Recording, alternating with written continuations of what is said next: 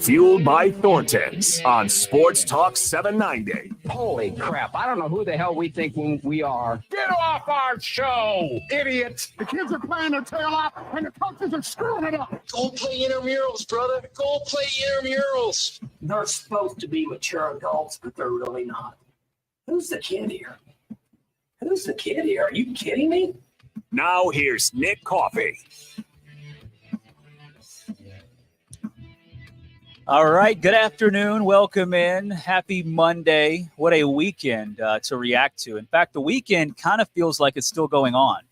At least it does to me. Again, we've got a loaded weekend of sports and other stuff to get into, but it's also a busy day today here on Monday.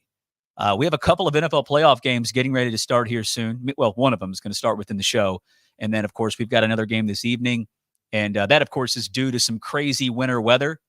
And also basketball. I mean, if you're a college basketball fan, I know the local teams aren't playing today, but every year now on MLK Day, which, by the way, happy MLK Day to everybody out there, we get a loaded day of college basketball and usually some pretty good matchups. So it's been a fun day so far. It doesn't feel like a work day because, you know, MLK Day. I mean, I mentioned the weekend is still going on, and it really is for a lot of folks because there's a lot of businesses, schools, places like that are closed today to celebrate MLK Day. But our offices are closed, right, John? The only people I've seen here today are myself and the folks over at WHAS for their afternoon show. I assume this was a day where, you know, technically iHeartMedia is closed for the holiday, but they give us the option to work, which, again, those comp days, I can't explain it. This is comp day number one for us. Yeah, it doesn't make sense. But when we work and everybody else is off, you know, we get that day to use towards just whenever we want because, again, the rest of the company got the holiday. We didn't. But it just feels like I'm stealing from the company. And I'm not somebody who likes to steal or condones anybody being a thief, but I love it. I love a good comp day. So my wife is here, and, you know, she's not with us on the show. You know, you're not going to see her on the screen today. But, you know, I got a full house today. Wife, both kids. So it has not felt like a normal work day for me at all. But you know what? Duty calls. And, you know, they couldn't keep us out of here if they tried. Right, John? I mean, we love this so much that this is just, I mean, this is the heart of sports season. I mean, you have the NFL playoffs. College basketball is now at the forefront of at least college sports. And, you know, a lot of things going on. Yeah, I mean, I know people hate the winter, but this is the time of year where, I love it. You've got the NFL playoffs, which, by the way, absolutely delivered this weekend, which we're going to get into. No doubt about that. But you've got college basketball. Once you get to January, it's conference games. You got to feel for sort of where you are when it comes to seeding. Obviously, that's not a conversation for Louisville. But either way, I love this time of year. And if we're going to get weather like this, I think it's good to have some snow on the ground. It hasn't impacted the travel, at least from what I can tell. I was out earlier running some errands, and my neighborhood streets are really bad. But the road, like the main roads where I'm at, are clear. And I'm assuming most of Metro Louisville is pretty clear. What was it like downtown?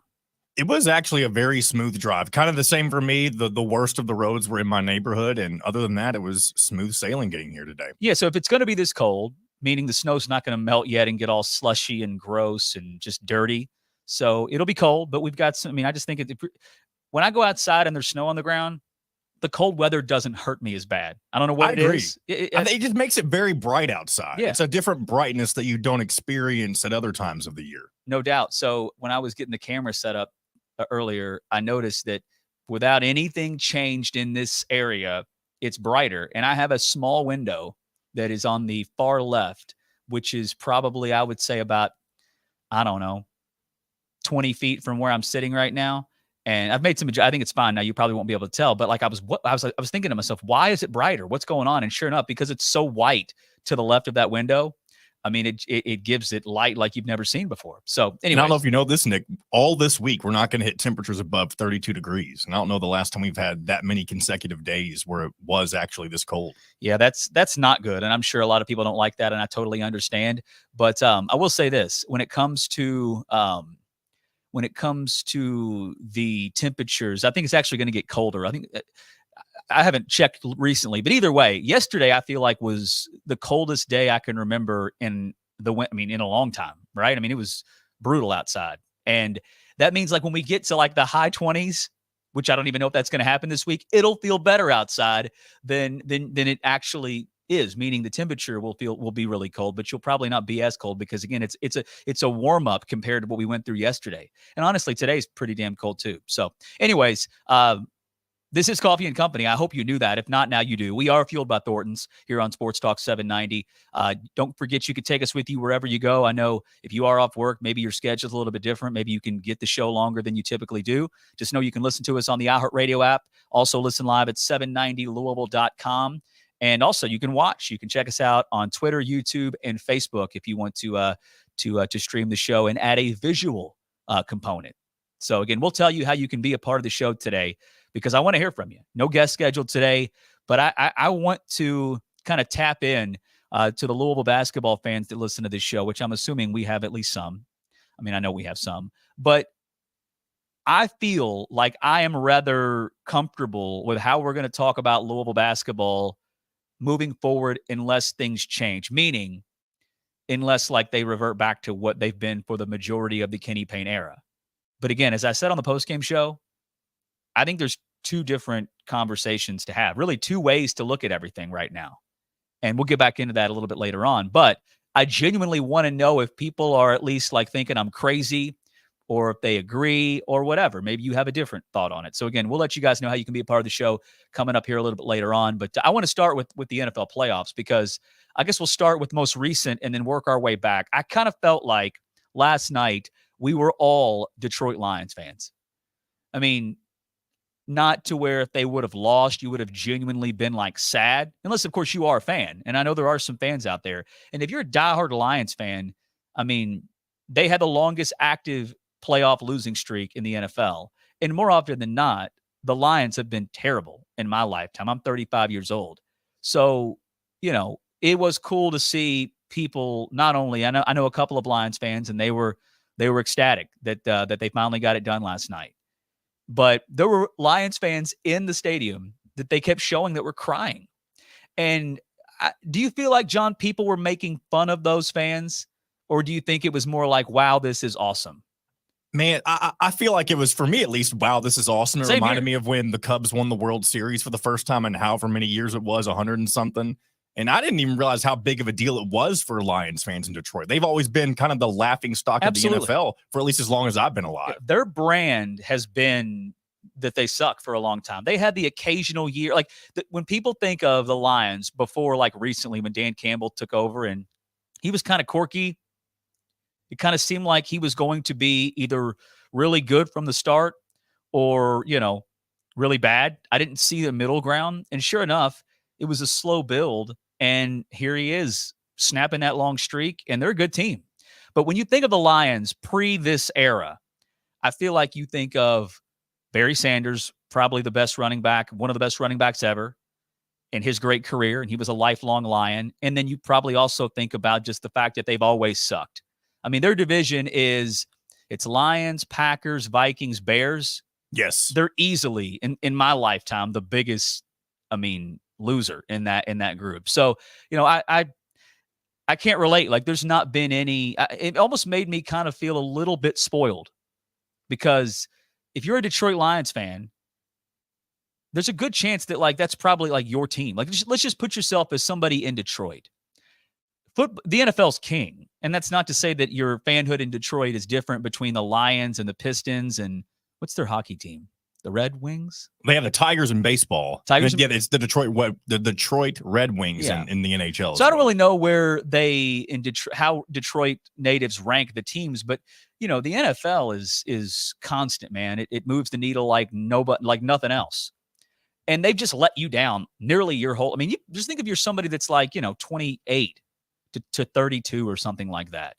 What is your bright moment as a Lions fan that you can remember? I mean, you had Matt Stafford, which by the way was really good there, but he played for the Lions, so nobody really took him that serious. And then of course, Calvin Johnson, one of the best receivers ever, but I think it takes people a while to bring him up when talking about the best receivers ever. Not that anybody thinks he's not great. Not that anybody would tell you he isn't good. But he played for the Lions. So, like, what's the moment? What happened to where you're like, oh, wow, remember when, Calvin Johnson put the team on his back and they made it all the way to the conference championship game? So, it made me appreciate when my team has been, not just, really good and accomplished something special, but like when they just didn't suck. I mean, I'm sure you have an escape if you're a Lions fan, but then again, the Detroit Pistons are in the midst of the worst season in the history of the NBA, although they had a great run years back. And I'm sure if you're like a college sports fan, Michigan or Michigan State's giving you some good moments. But I saw that last night, the emotion, and I just thought it was awesome. I really did. And it made me like appreciate the fact that I've never been in any situation close to what, that is, meaning just that kind of a streak. And it did make me think about this. When Louisville's like really good again, which I think they will be, trust me, I think there's going to be, when this job opens up, I guess I should say if this job opens up, there's going to be genuine interest for the job from good coaches, and doesn't mean they're going to be successful. You never know how anything's going to work out. But I'm curious if this thing does get rolling and, we are in a place where we have really been for the good majority of our fanhood lives, like making the tournament, tracking a good seed, making the second weekend. Like, I wonder what moment, what accomplishment will hit to where we feel like, oh my God, I never thought we'd be back, or geez, I'll never take this for granted again. And there may not be, like it may not hit because, Louisville could have another 2-3 years of just being irrelevant in the sport and we'd be sad. And that, just thinking about that makes me want to cry. But, it wouldn't be what the Lions have been.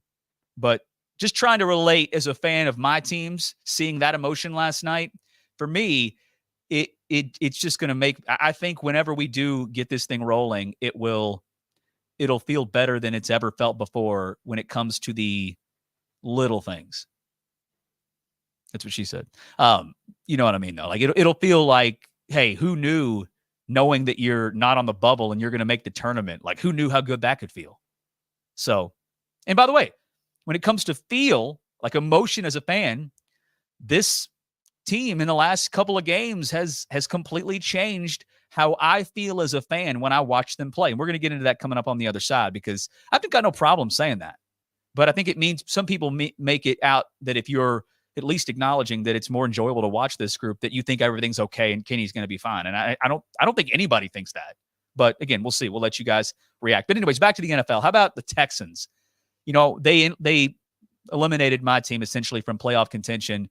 And I was there to see it, a brutal loss for the Colts. But I don't have any kind of a feel for the Texans as far as like, man, they beat us, so I hope they lose. I mean, I bet on them to cover at +2 at home, and they absolutely curb stomped the Browns. And C.J. Stroud, I mean, how about a rookie quarterback getting off to this kind of a start? When's the last time this happened?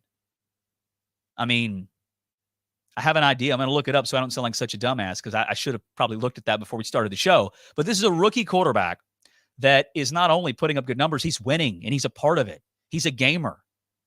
And it's awesome to see. I hope he doesn't turn them into a powerhouse, because, one of the reasons why life as a Colts fan hasn't been so bad when we stink is because our division usually stinks. But he's phenomenal. And he is certainly changing how we look at Ohio State quarterbacks. No, I mean, don't lump him in there with all the other Ohio State quarterbacks that have gone on to be failures and bums as pros. He's special. And then the Frozen game, the Chiefs and the Dolphins. I'm just going to say it. Wasn't what I thought it would be. And I'm not talking about the score, right? I mean, the Chiefs, of course, they're wired and programmed to take it to another level in the playoffs. And I don't think they did anything crazy, but my point is, like, the thought of them just not showing up was unlikely. And they got to win, and wouldn't be shocked. I mean, I still think they're a team that has issues. They're vulnerable. They're not what they were in other years. But I still think if you just look at their team from top to bottom, if they play well, stay healthy, they've got a chance to win the Super Bowl just like anybody else. But the overall elements, I mean, it was clearly cold, but I got to be honest, I felt like I was just watching any other cold game. And for some reason, I kind of felt like let down. I don't know why, but I did. And then, the fans were there. You could tell it wasn't as crowded as maybe as it typically was, at least from what I saw, from the shots that I saw. But they were loud, and that speaks to just how diehard they are. I mean, I wonder if there's places you can duck off to and warm up. If not, just think of, it's probably not healthy to be out in that cold, even if you have 18 layers on. And then look, there were other things like the water bottle. Did you see that, John? Yeah, the Propel bottle or whatever it was that froze as they were taking it out of the freezer or whatever it was. Yep, that Andy Reid's snot sickle mustache, and the beer. Somebody had a beer that froze, and that really puts in perspective how cold it was. But to be honest, just watching the game, I didn't feel like it was anything other than just a normal cold game. Well, a couple things. Yeah, I agree with you. And I think it's because, for one, there wasn't any snow. And I think anytime you see the visual of like a blizzard in a football game, it just makes it look that much more miserable. Yeah. And so the other part of that, and I'm blanking on what I was going to say, but I think that's kind of the biggest thing is like whenever you think of the element game. Yeah, and the cold weather didn't seem to impact the play. Oh, here's the other thing. It wasn't even the coldest game on record. I think there was 2 or 3 games that have been colder, and they were making this out to be like it was going to be. I mean, yes, it was dangerous, but they were making it seem like this is unprecedented for something in the NFL to happen. Yeah. Yeah. And again, I mean, it was as cold as I think they said it was going to be, but it wasn't the coldest game or the second coldest game. But I mean, this may surprise people. I've never had any experience as a professional athlete, but those guys, they make a lot of money, so nobody's going to feel sorry for them to be out there playing in those conditions. But man, like, that would suck. I mean, I would hope that you're wired to compete and, you block it out. You do whatever you can to stay warm.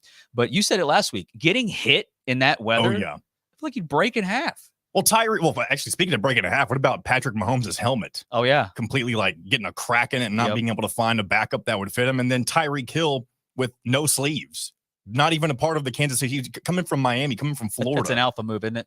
Exactly. He might have frostbite on his arms now. He may regret that, but you're doing that because you want people to notice. You're not. I don't know. I guess maybe if you're a receiver and you never play in cold weather, you're thinking, hey, I don't care how cold it is. I'm not wearing long sleeves because that's just not what I've ever done. But and of course the game that's people are reacting to maybe more than anything thus far is the Cowboys just getting completely smashed.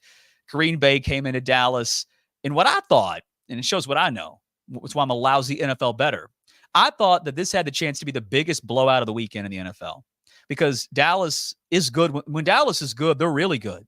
I mean, they've got weapons on offense. They've got a defense that's been dominant this year. They're at home. They're usually a much better team at home. But, man, they have a curse. In fact, I don't know if it's a curse. Because a curse is like no matter what. But it may be a curse. But I feel like that wasn't the word I wanted to use. It's more so to where, like, this has now become its own thing. Where they know in the playoffs, everybody expects them to choke and lose, and that's what they do. I mean, Dak Prescott, I don't think he's great. I think he's good. He's one of those guys, in my opinion, that he is not the elite tier in the NFL, but he's also not in the bottom tier or even like the middle tier. He's in that second tier, and you know what? There aren't that many elite guys. Therefore, he's going to make a lot of money because, and they may let him walk now just because it looks like this thing has run its course. But, like, I don't think Dak Prescott's terrible. But last night, you could tell he was rattled. And I don't know if it was more him or, like, CeeDee Lamb. I mean, those guys just couldn't connect.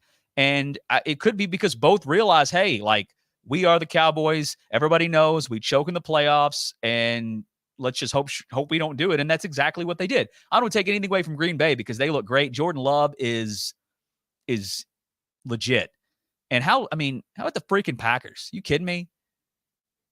It's early, so I don't know if this guy's going to be Favre or Rodgers. But Favre, Rodgers, Jordan Love, 3 guys they drafted, became their franchise quarterbacks and, had tremendous success.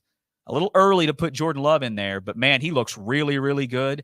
And I don't know what it was, but I think quietly he had a great year and just didn't seem to get a ton of buzz. I didn't even hear enough noise. I didn't hear enough people claiming like, okay, well, their quarterback situation's figured out. They let Rodgers walk, and they're now elevating Jordan Love to be the guy, and he is passed with flying colors. So, again, a great weekend of NFL action. And, hey, it's not over. We got 2 games coming up here shortly, and we'll talk a little bit about them. This Buffalo situation, I mean, did they benefit by moving the game? Because it seems as if the conditions are not much better right now. So, again, we'll mix it up, though. I don't want to act like we're going to talk NFL the entire show again. I want to talk Louisville basketball on the other side because I find myself now being at least comfortable with how we talk about this team. And I feel like a lot of folks are kind of on the same page, but maybe I'm wrong. we'll see. Kentucky basketball, they slipped up in what was a great game.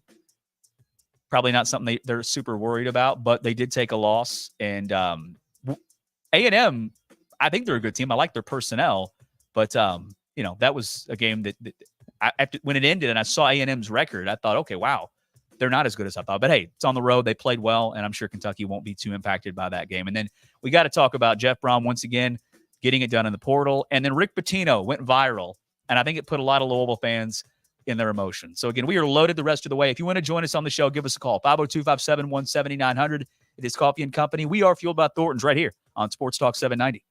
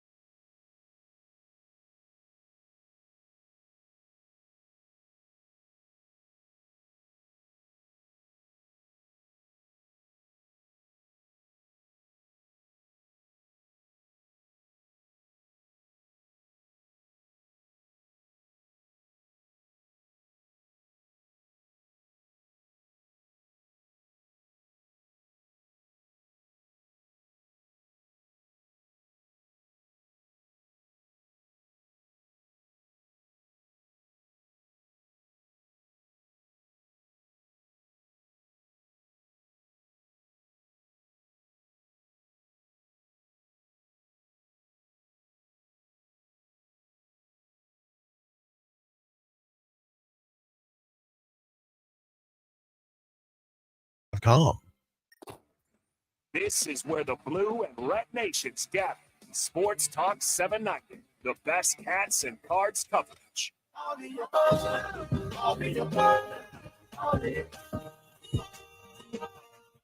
You're listening to Coffee and Company with Nick Coffey on Sports Talk 790. Happy MLK Day to everybody out there. And thank you all for joining us. Coffee and Company, fueled by Thornton's here on Sports Talk 790. If you haven't signed up yet to become a member of the Thornton's Refreshing Rewards program, it's easy to do. It's free. You can download the app or go to refreshingrewards.com. There's all kinds of perks that come with it, but you're going to save money every time you put gas in your car. And on the initial fill up, right after you've become a member, you get 25 cents off. So again, sign up today, refreshingrewards.com, or download the app.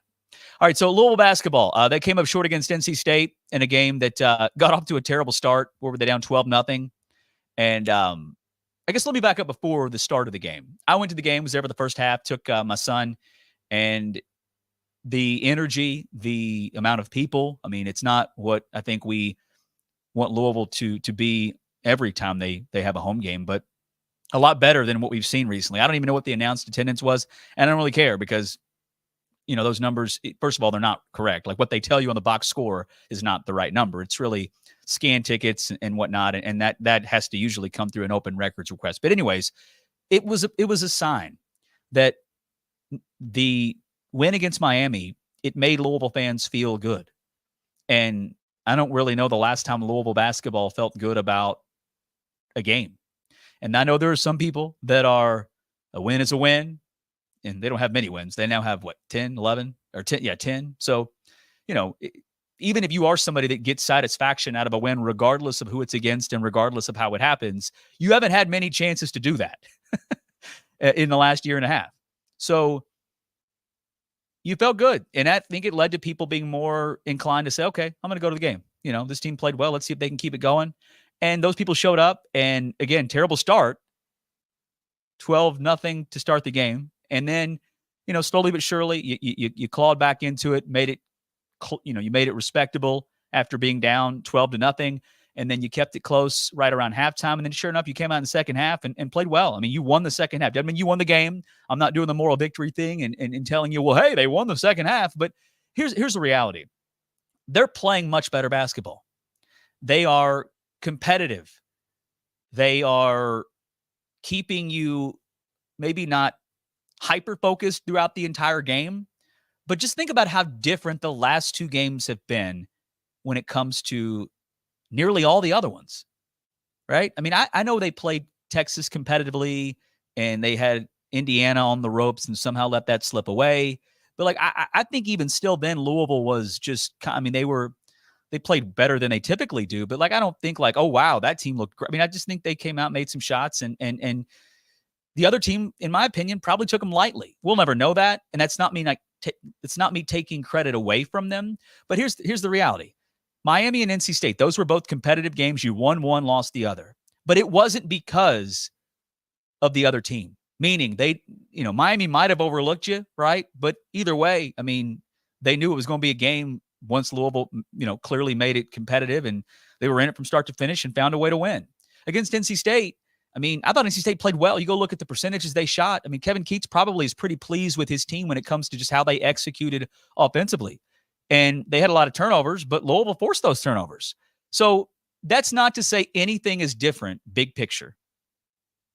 But I think it would be unnatural to not watch the last two games and clearly feel different. And when I say feel different, I don't mean that you think everything's going to be okay and Kenny Payne should be here forever. But it's just been a different experience watching this team. And I'll tell you this, a lot of folks just think I'm the most miserable person and I want to be miserable. I'm so negative. I'm the worst. I get it. I mean, I know me as a person. I'm not a miserable person. I think I'm a pretty pleasant person overall. But this is a learning experience for me because having to talk about Louisville basketball for the last year and a half, I mean, I can't lie. And if I did, it would be clear that I was, faking it. And I don't think we should just never talk about Louisville basketball because you know what? It's a big deal around here. It's the biggest college basketball market in the country. It's a top 6-7 program nationally, regardless of what's going on. I feel like it's something people would want to talk about. But I've had to do a lot of reruns over the last year and a half because, again, it's been the same stuff, right? Just looking as if you made a very bad hire and now you're sitting in it and we all just want it to end. Well, then now they're at least giving you a reason to watch. And I'm not going to lie to you. When Louisville ended the game, when it ended Saturday and they lost NC State, I want to say like satisfied, but maybe that is the word. Like I don't know. I guess I'm about to just fully admit like full on moral victory guy here because I know they didn't win, but man, that was so much better than nearly every other experience we've had. And against Miami, that was you won that game and you lost this last one. But against Miami, I can't be the only one that was, realizing, oh, wow, they're making shots. They're in this. They're on the road against a good team. And, hey, they're fighting. But I felt like for sure at any moment it was going to go off the rails and Miami was going to do what Miami does and Louisville was going to do what Louisville does. And sure enough, that run happened. They cut it to, 6 or something like that? I'm sorry. Louisville had a 6-point lead. Miami then made a run, tied it back up, and I thought, here we go. That was, a better effort, but man, like they're going to lose again. And they didn't. So this time around, after what happened with Miami, I'm heading into the NC State game and, they're down, but I'm thinking, okay, let's see if they can keep the fight going. And they did. I mean, the way they clawed back to make that a competitive game at the very end. I mean, that was, I'm not going to say it's impressive. I don't want to say it's a sign that everything's okay, but it's just different than what we've experienced as a fan. And I'm a fan like a lot of you, and I'd be a liar if I told you that I have not enjoyed these last 2 games, despite Louisville still being one of the worst teams in the Power 6, and despite them not winning on Saturday. I'm just being honest with you. So that's why I say I think there are 2 different conversations to have when we talk about Louisville basketball right now. And I'm pretty content.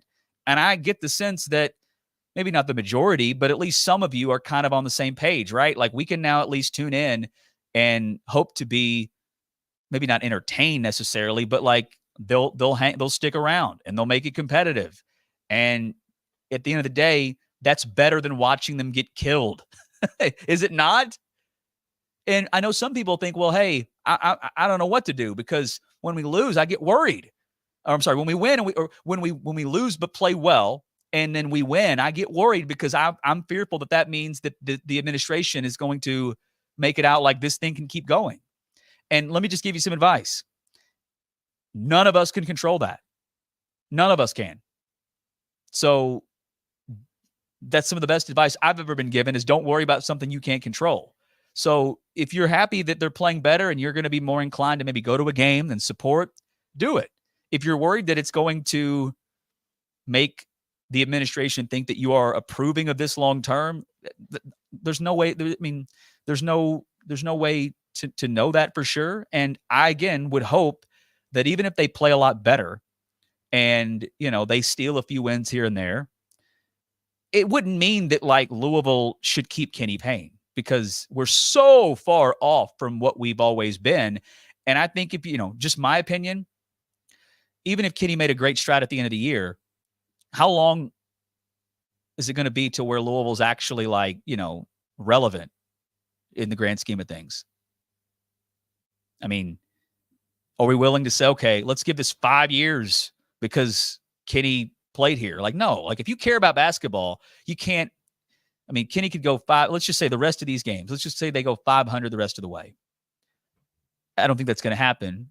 But if they did, you'd have to look back over 2 years and say, yeah, a big jump from year 1 to year 2. But man, you still have a losing record and you're still a bad basketball team. And Louisville is a program that should never just keep doing that in hopes that one day things change. So again, that's the conversation that I know we've had a lot. And I don't want to have it today because I just don't. Because I think it's quite clear that Louisville, even if they play better, I mean, they're still so far from what they should be. And here's another part of this that like I'm hoping the administration is aware of, and I believe they are, and that is this. This job opening is going to be so much different than really the last 2 times it opened, right? I mean, when Mack took over, you could have gotten other coaches other than Chris Mack, but even then you still had, all right, Louisville's Louisville. But, man, you're going to have to walk in the shadows of Pitino, essentially. And also, you never know. They may give you the death penalty. And I think, the hire was done long before the season ended, essentially, where Chris Mack was going to be the guy, and it all worked out. But I'm just saying, you still have that cloud. When you hired Kenny, the cloud was it was still there. And there was still, not only did you have uncertainty from the NCAA, and there's still people thinking you're going to get hammered with a punishment, but also you had the end of the Mac era and then Peggy stepping in to where, you weren't taking it over at a good spot. So this time around, clearly you're not taking it over in a good spot because of, the recent results, but that doesn't matter as much anymore because, again, that stuff can be flipped quickly with the resources Louisville has. So if you go get I'm not sure if I'm getting my point across here, but I'm saying is Louisville should just know, hey, we could go get one of the, if you, and you can, I shouldn't say I know it, but why would Chris Beard not come to Louisville? He'd make more money. Ole Miss, Lane Kiffin's going to run that school. You're never going to get there. You're never going to be the guy there because Lane Kiffin is going to be. And Louisville's just clearly a better program. I shouldn't act like he'd crawl here, but my point is wouldn't you assume that he would probably come? He may not, but just considering the situation, I feel like saying Louisville, if the job opened up, they could go get Chris Beard. If you felt that, why would you not do it? Because you like Kenny? Because, he went from, having an awful team to where they're more competitive? You got to think big picture. And again, I was about to go down the path that I'm encouraging people not to spend much time thinking about, which is what they're going to, we don't know what they're going to do. I think we all assume they're going to make a change. And I get why people are fearful of, hey, if they play better and they steal some wins, or if they play better and lose, but they're just clearly better, maybe that'll make Josh Hurd be able to avoid the tough day of, firing Kenny Payne. But if that's the case, we got bigger problems than Kenny Payne.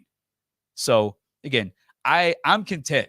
I'm going to continue to watch this team play. I know they've got Carolina coming up on Wednesday, and Carolina may be playing better basketball than anybody in the country right now. So that could be a real, beat down. But hey, the fact that they're going to go play Carolina coming off these last two performances, let's just say they played them last Wednesday, I'd feel much differently then, right? So I don't think they're going to win. They'll probably get killed, but hey, at least we have some recent, momentum. And it may not be momentum to any other team, but for Louisville, considering where they've been, it's momentum. And that's at least, more encouraging to watch throughout. But again, that's a different conversation than, hey, because I think honestly, just from what I saw on the postgame show and some callers and social media, I do think, again, those two conversations are happening among Louisville fans, right? Hey, wow, Mike James is playing his ass off. How about Brandon Huntley-Hatfield? That guy's really, really turned it on. Tyler Johnson, Curtis Williams Jr., those two guys throw Caleb Glenn in there. Those are some really, really good pieces that you have that have a lot of basketball left to play. And they're already making an impact. They're only going to get better. That's a different conversation. That doesn't mean that everybody thinks that Louisville basketball should keep Kenny Payne for many years. Again, two conversations, and I think as long as we know which side we're going, I'm content. But again, if you guys disagree, I get it. I do. Because again, there were people that called in the show Saturday, and I've talked to people who've reached. There are fans that are truly in an awkward spot internally because they're wait a second, we beat Miami. We're playing better, but shouldn't I feel good? No, I don't want to feel good because then that means that maybe I'm thinking that Kenny Payne is going to be here long term. And again, I'll say this before we move on. When it comes to KP, I know they're getting better. He's clearly getting better as a coach, I guess. I'm sure he's learning a lot and he's developing as a coach, a guy who'd never done it until he came here. But he could be a decent to good coach. He's not Louisville. Louisville should have one of the best coaches in the country. He ain't that. Not even close. That's not an insult. It's just the reality. So, if you know you can go get one of the best coaches in the country, why would you not do it? All right, quick break. We'll come back on the other side. Keep this thing rolling along. Again, if you want to give us a call, you can. 502-571-7900 is the number. We'll get to your calls on the other side. Also, the L&N Federal Credit Union text line, 502-653-0790. Stick with us right here on Sports Talk 790.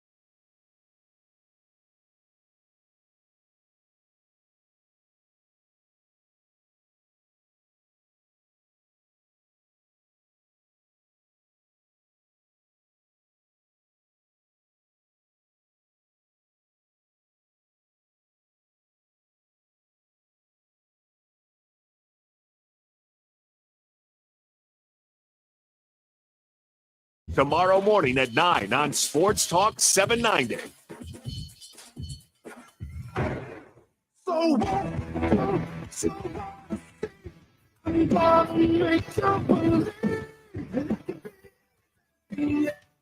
You're listening to Coffee and Company with Nick Coffey on Sports Talk 790. We've got a couple of different, signals that tell us that Jeff Brohm may be about to pick up an addition to his roster via the transfer portal. I would say Brady Brohm, his son, on social media has been pretty good at giving us some signs that something's in the works. And I feel like so far, maybe it hasn't happened as quickly after his signal as maybe he thought it was going to, but that's what I pay attention to. And I think a lot of people are doing the same thing, and I totally get it. But as far as when it's going to happen, maybe we should just start assuming it's going to happen during basketball games, because that is exactly what ended up happening over the weekend as Louisville has made one more addition to the portal. And they're now, I believe, let me double check this. I think they're over the scholarship amount, which I'm sure there's other programs in the same situation, meaning like heading into spring, which I really don't know how you'd work that out as far as, I guess you honor the scholarship for the rest of the calendar year. But either way, there'll be guys that leave post-spring, and there may be guys that, just to, I don't know how it's going to all work out. But not only did they add another portal addition, they've also added another tight end, which is, I knew that they did not love the tight end position, the depth. I don't want to say they hated the guys on the team, but clearly we knew, put it this way, we knew it was going to be an area that they focused on when it comes to going out in the portal and trying to get proven players. And they've got tight end Jaleel Skinner, which I guess, for those who don't remember or know the name, he was a 4-star prospect out of South Carolina and was initially committed to Alabama and then flipped to Miami. He's got 3 seasons of eligibility left. And I guess maybe the tight end position, they lost the kid from Ball State, right? Koziel. And I think it's pretty clear he realized, Louisville would be a great opportunity. Louisville is clearly a better program than Ball State, but can I compete there? Will I get reps? They're bringing in other guys in my same position that probably are going to be ahead of me on the depth chart. So I guess he's taking that spot. So I guess you don't have too many tight ends, but clearly we knew they were going to add him, and this is just another one.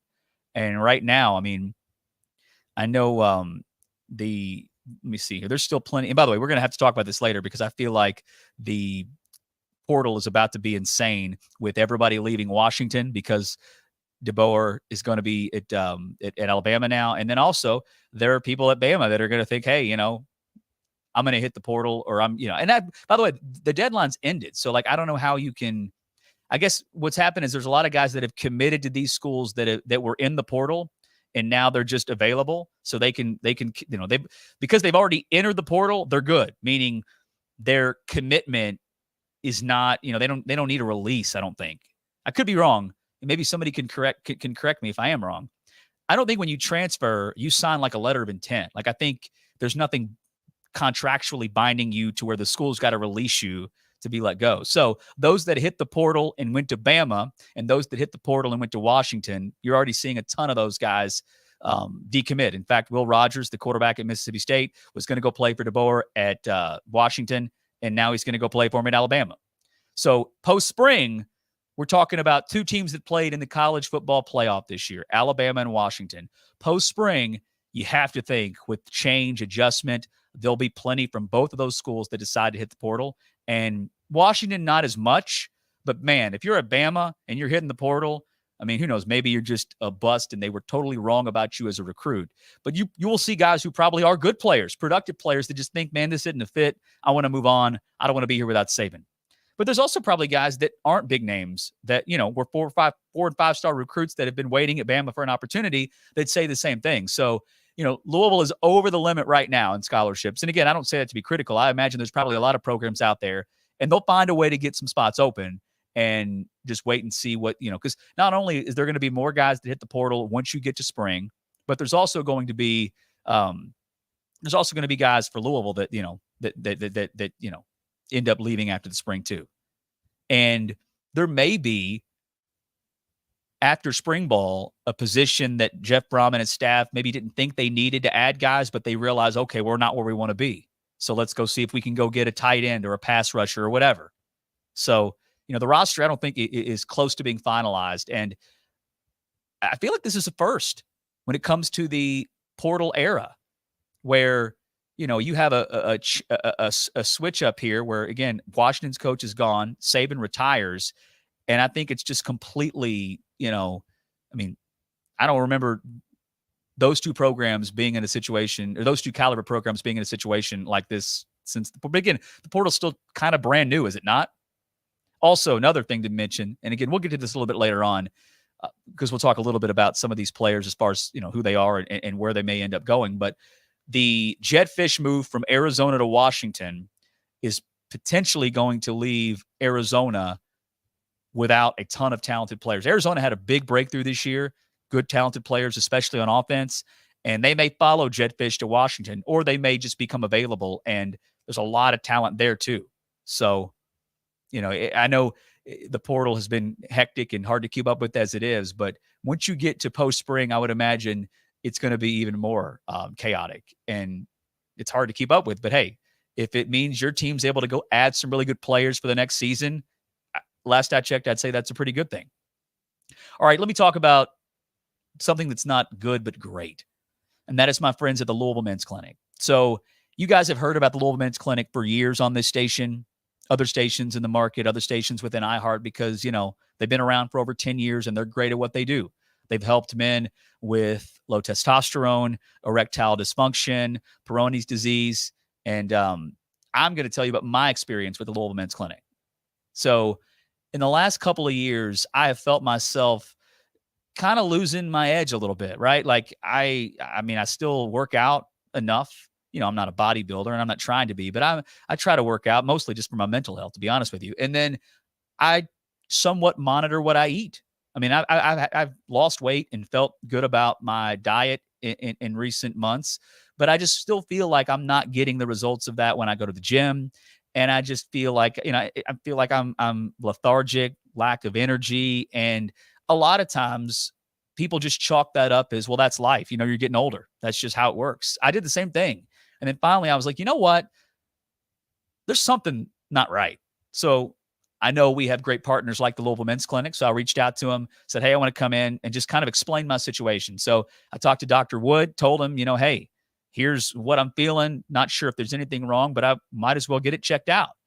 And, he said, I'd be surprised. He didn't say he'd be surprised, but, the levels, you never know until you get it checked as far as testosterone. But when it comes to like my symptoms, he said, yeah, it sounds like you may have low testosterone. So I didn't really know what to expect, but sure enough, they did lab work. And I'm not embarrassed to say this. Maybe I should be. Maybe I shouldn't tell you. Maybe it's too much information, but hey, I'm an open book. My testosterone levels were comparable to someone in their 60s, which isn't good. So sure enough, we've done something about it. I'm now getting treatment at the Louisville Men's Clinic, and I feel like a new guy. And I don't mean like, I'm just running around testosterone jacked up and all that, but I just, I'm now getting a better, I can already tell I'm losing a little bit of flab, the dad bod. So with all that said, you go to your doctor, you get your lab work done. There's a wide, big, long range for testosterone, like, from 200 to 900 or whatever. I don't know if that's the exact number, but if you're in that range, your doctor's probably going to tell you that it's fine, because technically it's not a huge issue, right? You're not going to die. You're not like in bad health, but it's not normal. So get your levels checked, because your age range should be at a certain level. And there's so many, and again, I know when you're a man, you feel like, no, I don't need to get that looked at, especially if you're somebody my age, right? I'm 35. I'm not old, but I'm not young. And I knew something wasn't right. And I did what a lot of people did. I just chalked it up as, hey, I'm getting older. This is life. This is stress related. This is just, because I'm no longer 20, 25, whatever. And I'm so glad I went and got an assessment, and now I'm a new man. So again, if that's you, and I know there are people listening right now that are in the exact same position I just described. So go get it checked out. Check them out online, LouisvilleMen'sClinic.com. Give them a call, 502-444-4000. Again, it's the LouisvilleMen'sClinic.com, 502-444-4000. All right, 2 more hours to go. Stick with us right here on Coffee and Company, Sports Talk 790.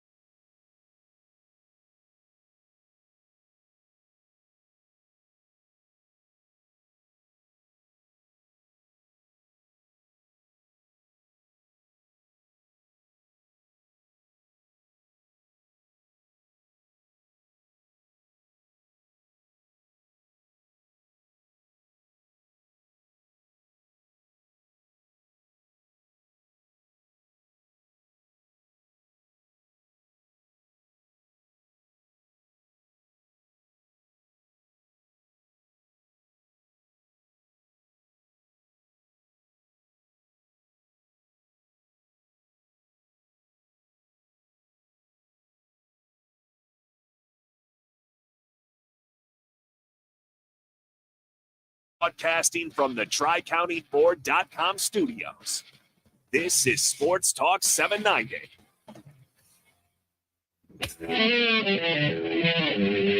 It's time for Coffee and Company, fueled by Thornton's on Sports Talk 790.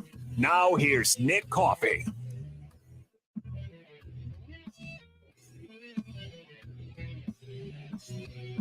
I'm trying to get these bets in before I forget. And we've got the Steelers-Bills coming up here in about 30 minutes, and then the Eagles and the Buccaneers tonight at 8 o'clock.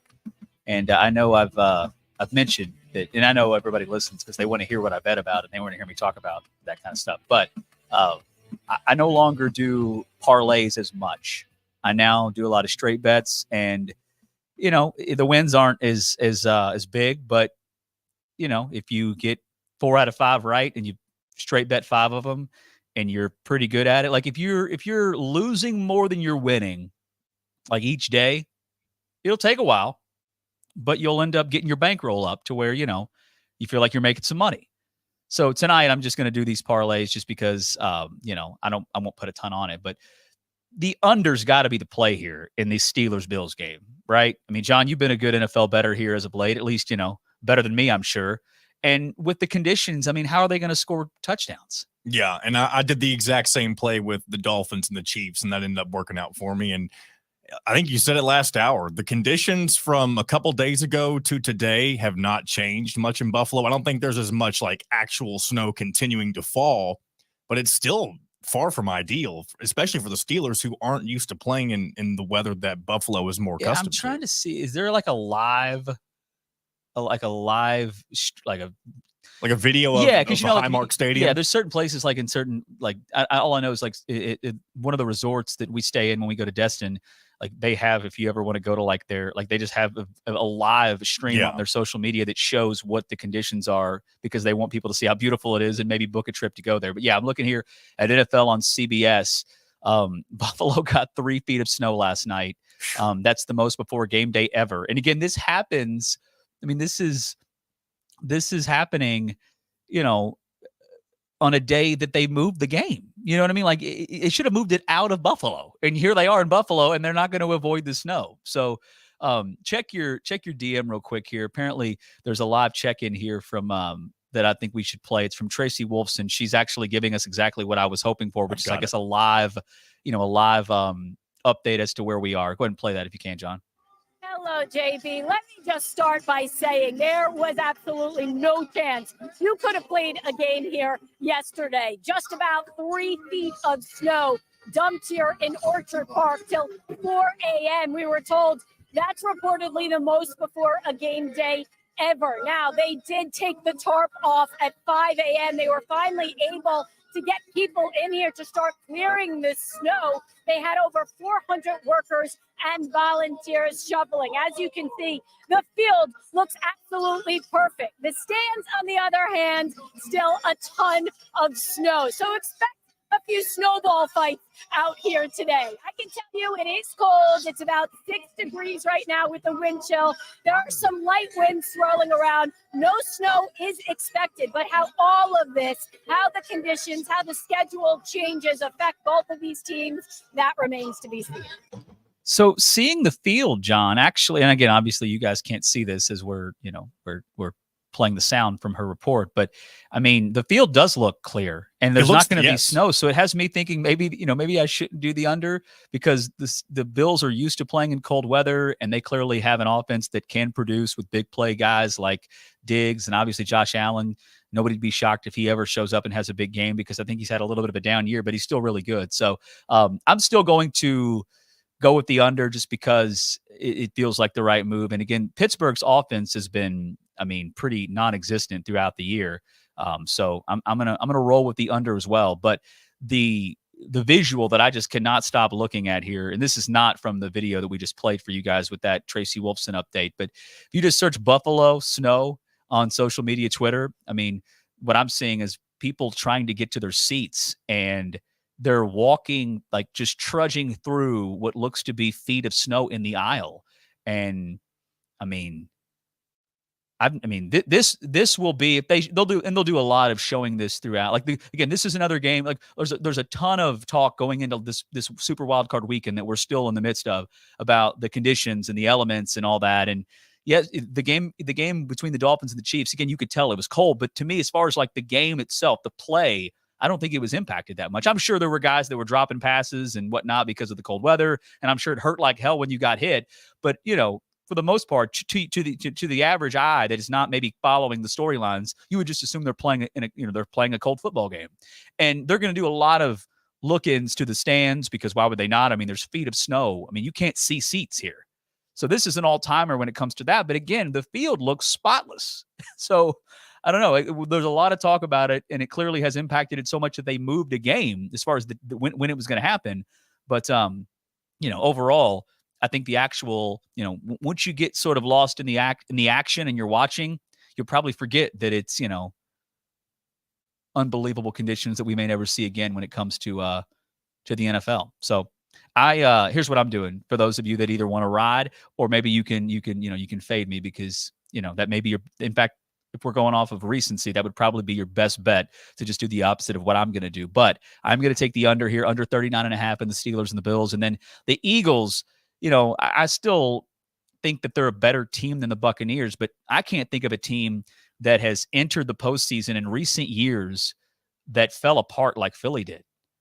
I mean, they've been really bad in the last few weeks, and now they've got a Tampa Bay team that is capable. And again, this is Tampa at home. So I'm going to go +3 here. I'm going to do under 39.5 Bills Steelers, and I'm going to go Tampa +3. And again, you all can do whatever you want. All right, it is Coffee and Company.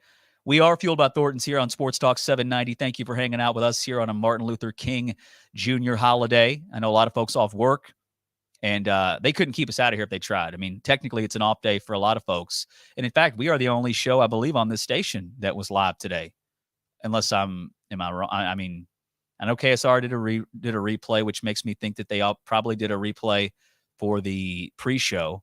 And then I don't know about the other shows. So, hey, we're here and a lot to react to. And again, as I said at the beginning of the show today, a huge weekend of things to run through when it comes to the NFL playoffs.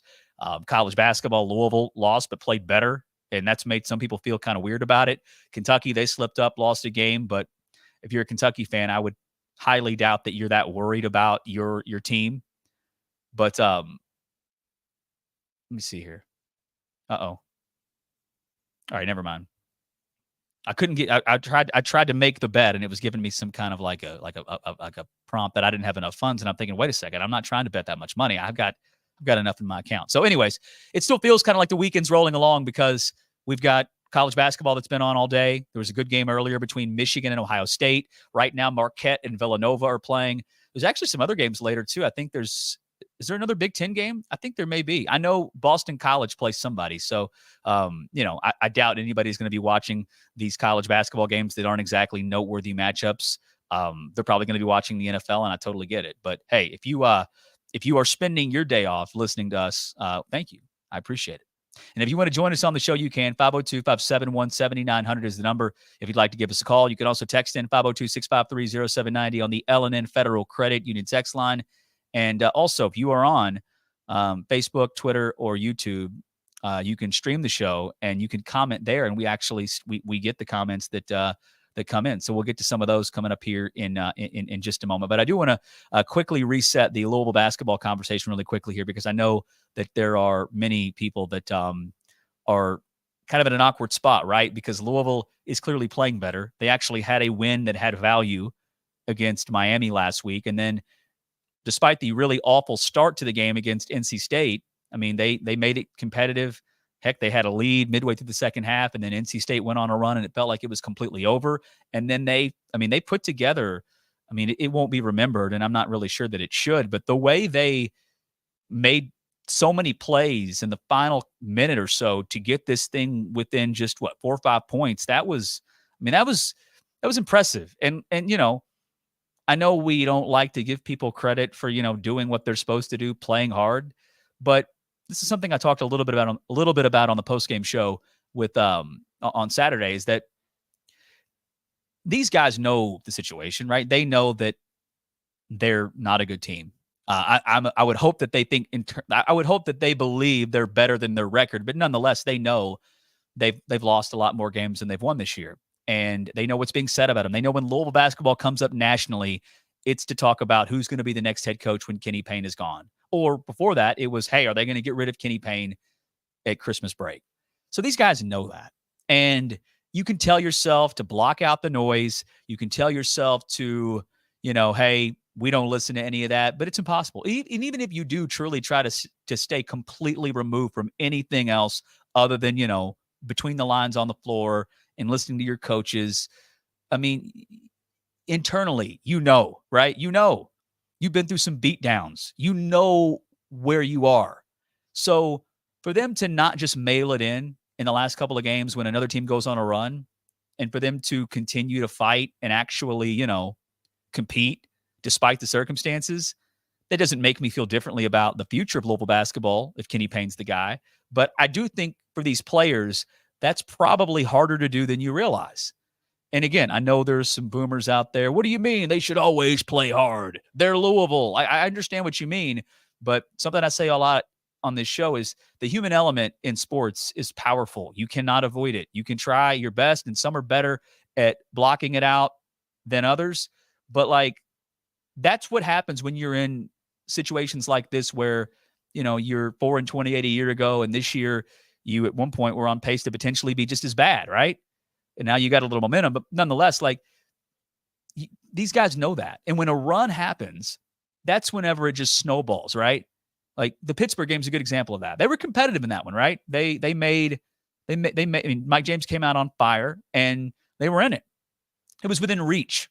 And then in the second half, a couple of little runs from Pittsburgh just kind of completely crushed this team. And then it was kind of over. And that's happened a lot for this group. And I wish it didn't. Surely, you can go back and watch film and think of plays they could have played harder, all this kind of stuff. But it's a product of just where we are with Louisville basketball, to where when you're in a close game and another team makes a run, it's a dagger because you don't have the repetition to where, all right, we've been here. Let me give you an example. Louisville football this year. They had some close games that felt like they may lose. And they probably shouldn't have been as close. And maybe those were signs that this team wasn't as good as we thought they were at the time. But my point is, when you have the Atlanta situation, the Georgia Tech game down in Atlanta, they got killed in the second quarter, right? Well, they came out and they slowly but surely fought back in it and then ran away with it. NC State, another situation.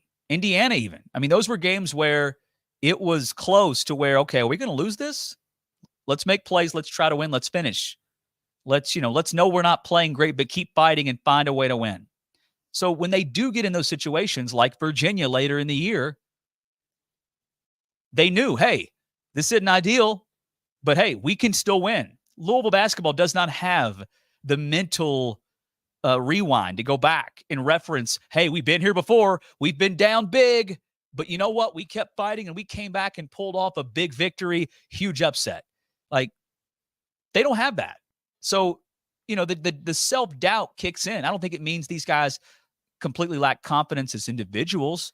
I don't think it means they're quitters and they're weak. I just think, again, it's a product of the situation. It's as much as we've been repetitive on this show, I guess I should say me, a lot of the callers have probably been repetitive too and said the same things. But my point is this: as much as we've been, repetitive, saying the same stuff, their games have been the same thing, right? It's the same song and dance essentially. And then it's not now. And that to me is encouraging. It doesn't mean that Kenny Payne should be the coach next year, but just as a fan, I can tell you firsthand, I am enjoying this experience more than I was before. And this is the preferred way to watch Louisville basketball, at least when they're competitive and they're not getting killed. All right, so Gerald he's commenting here on Twitter, says, pass out the cookies, Kool-Aid, and participation trophies. I mean, I knew that response was going to be coming from some, because again, I don't know a way around it. But there are people that hear you not be as miserable about the situation because, hey, at least they're playing hard, and that's the preferred That's what you'd want, right? You don't want them to completely mail it in unless you like watching that, which I don't. So me saying that, hey, I'm enjoying watching them at least play hard compared to what I've watched for the majority of the Kenny Payne era. That's not me saying that everything's okay and Kenny Payne is a great coach. But I've just determined that there's no way around that. Like, that's just the way people are going to run with it.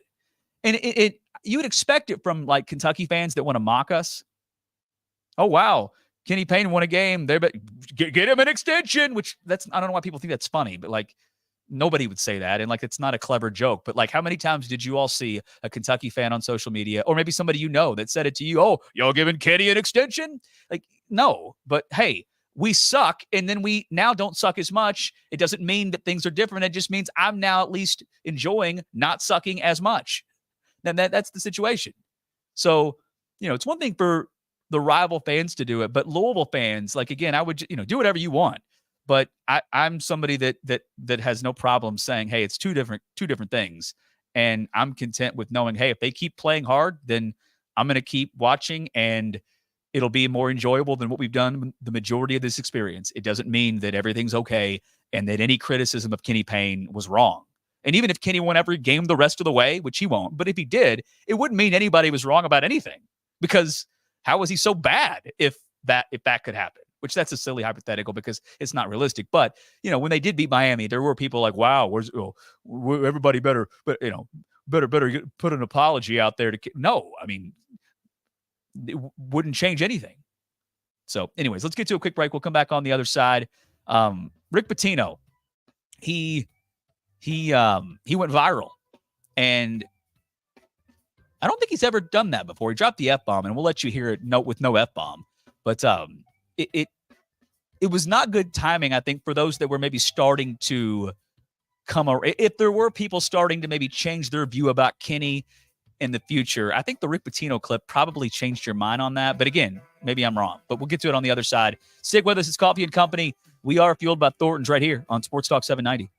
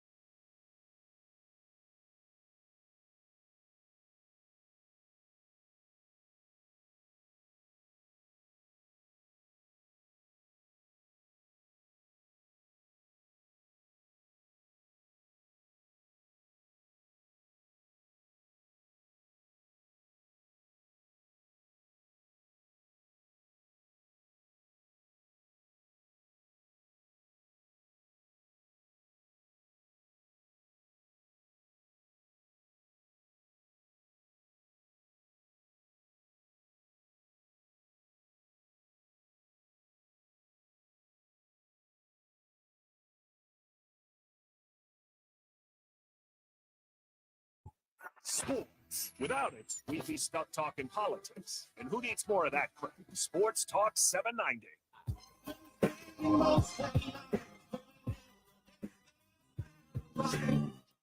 You're listening to Coffee and Company with Nick Coffey on Sports Talk 790. That is right. It is Coffee and Company. We're about halfway through here on a Monday afternoon, a Martin Luther King Jr. Day edition of the show. And we appreciate you guys hanging out with us. And this is something that I feel like the college football news in the last, day or so has kind of just been not getting the attention it typically would because of the NFL playoffs. But this is a huge piece of news that I don't know. I don't see anybody else talking about it, but USC quarterback Caleb Williams, the Heisman Trophy winner from not this current season, but the year before, he is not declared for the NFL draft yet. And if you're wondering why that should be a talking point, is the deadline is today. So, is he coming back to USC? He is somebody that, at least if I don't know if he said it, but there was noise out there early on this year that depending on who was in line to get the number one pick, he would come back to college. And, I thought that was, nonsense because, if you're going to be the number one pick, like you could get hurt and never play again. Like it would just be, that's never happened in sports, right? Usually if somebody's that dead set on not playing for whoever gets the next pick, they'll just go through the process and then hold out and, pull an Eli Manning or I know there's other guys that have done it before. It's not super common, but it has happened. So yeah, I don't know if he's going to end. I don't know if the deadline is okay. Never mind. Looks like Aaron Grisham has now said he didn't. Here's what's crazy is that he has now since. So it was Aaron Grisham who works for 24/7 Sports, and his tweet, kind of blew up because I don't think anybody else had been following that, right? Like it was a foregone conclusion that he's going to the NFL, and nobody's. I don't even know how you would access it, right? Like is there a live look into where you can like check a database and see who has and who has not actually declared for the NFL draft? I don't know if that's what Aaron did or not, but he did claim that, since then it does look like he's in there, which I'm curious. Do you think he didn't realize the deadline was today and he saw the report and was like, oh, wow, I guess I need to get that done? I doubt it. You'd think somebody would, know if in fact, they have a certain amount of time to do it, but he has now declared. So disregard everything I've said for the last 2 minutes. All right. Let's talk about Rick Pitino. So I think the numbers and the social media engagement and the interaction confirms that I wasn't the only one that when I saw Rick Pitino, so, devastated and just, miserable, sad, angry, whatever. Rick hates losing. And you would think everybody hates losing. But Rick's one of those guys that hates it so much, he really, I don't even know if he tries to hide it, but if he did try, he wouldn't be able to because, he's a guy that lives, eats, breathes. This is who he is. Rick Pitino, in my opinion, unless something changes, I think he's going to be coaching until he dies. I doubt I doubt he dies coaching, but he loves it. It's a huge part of who he is. And I'm sure he has other things in life that he loves. And I know he has calmed down and the fact that he's like on social media, that kind of stuff. And the fact that, Rick has changed and evolved over the years like we all have, but this is something that just consumes him differently than most. And after they lost to his team, of course, St. John's, they lost to Creighton, I think it was on Saturday in a close game.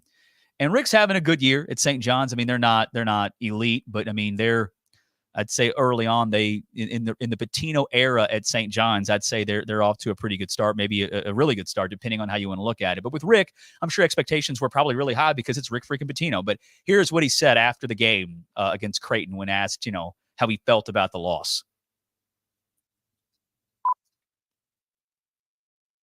I'm not hearing anything. Are you hearing anything, John?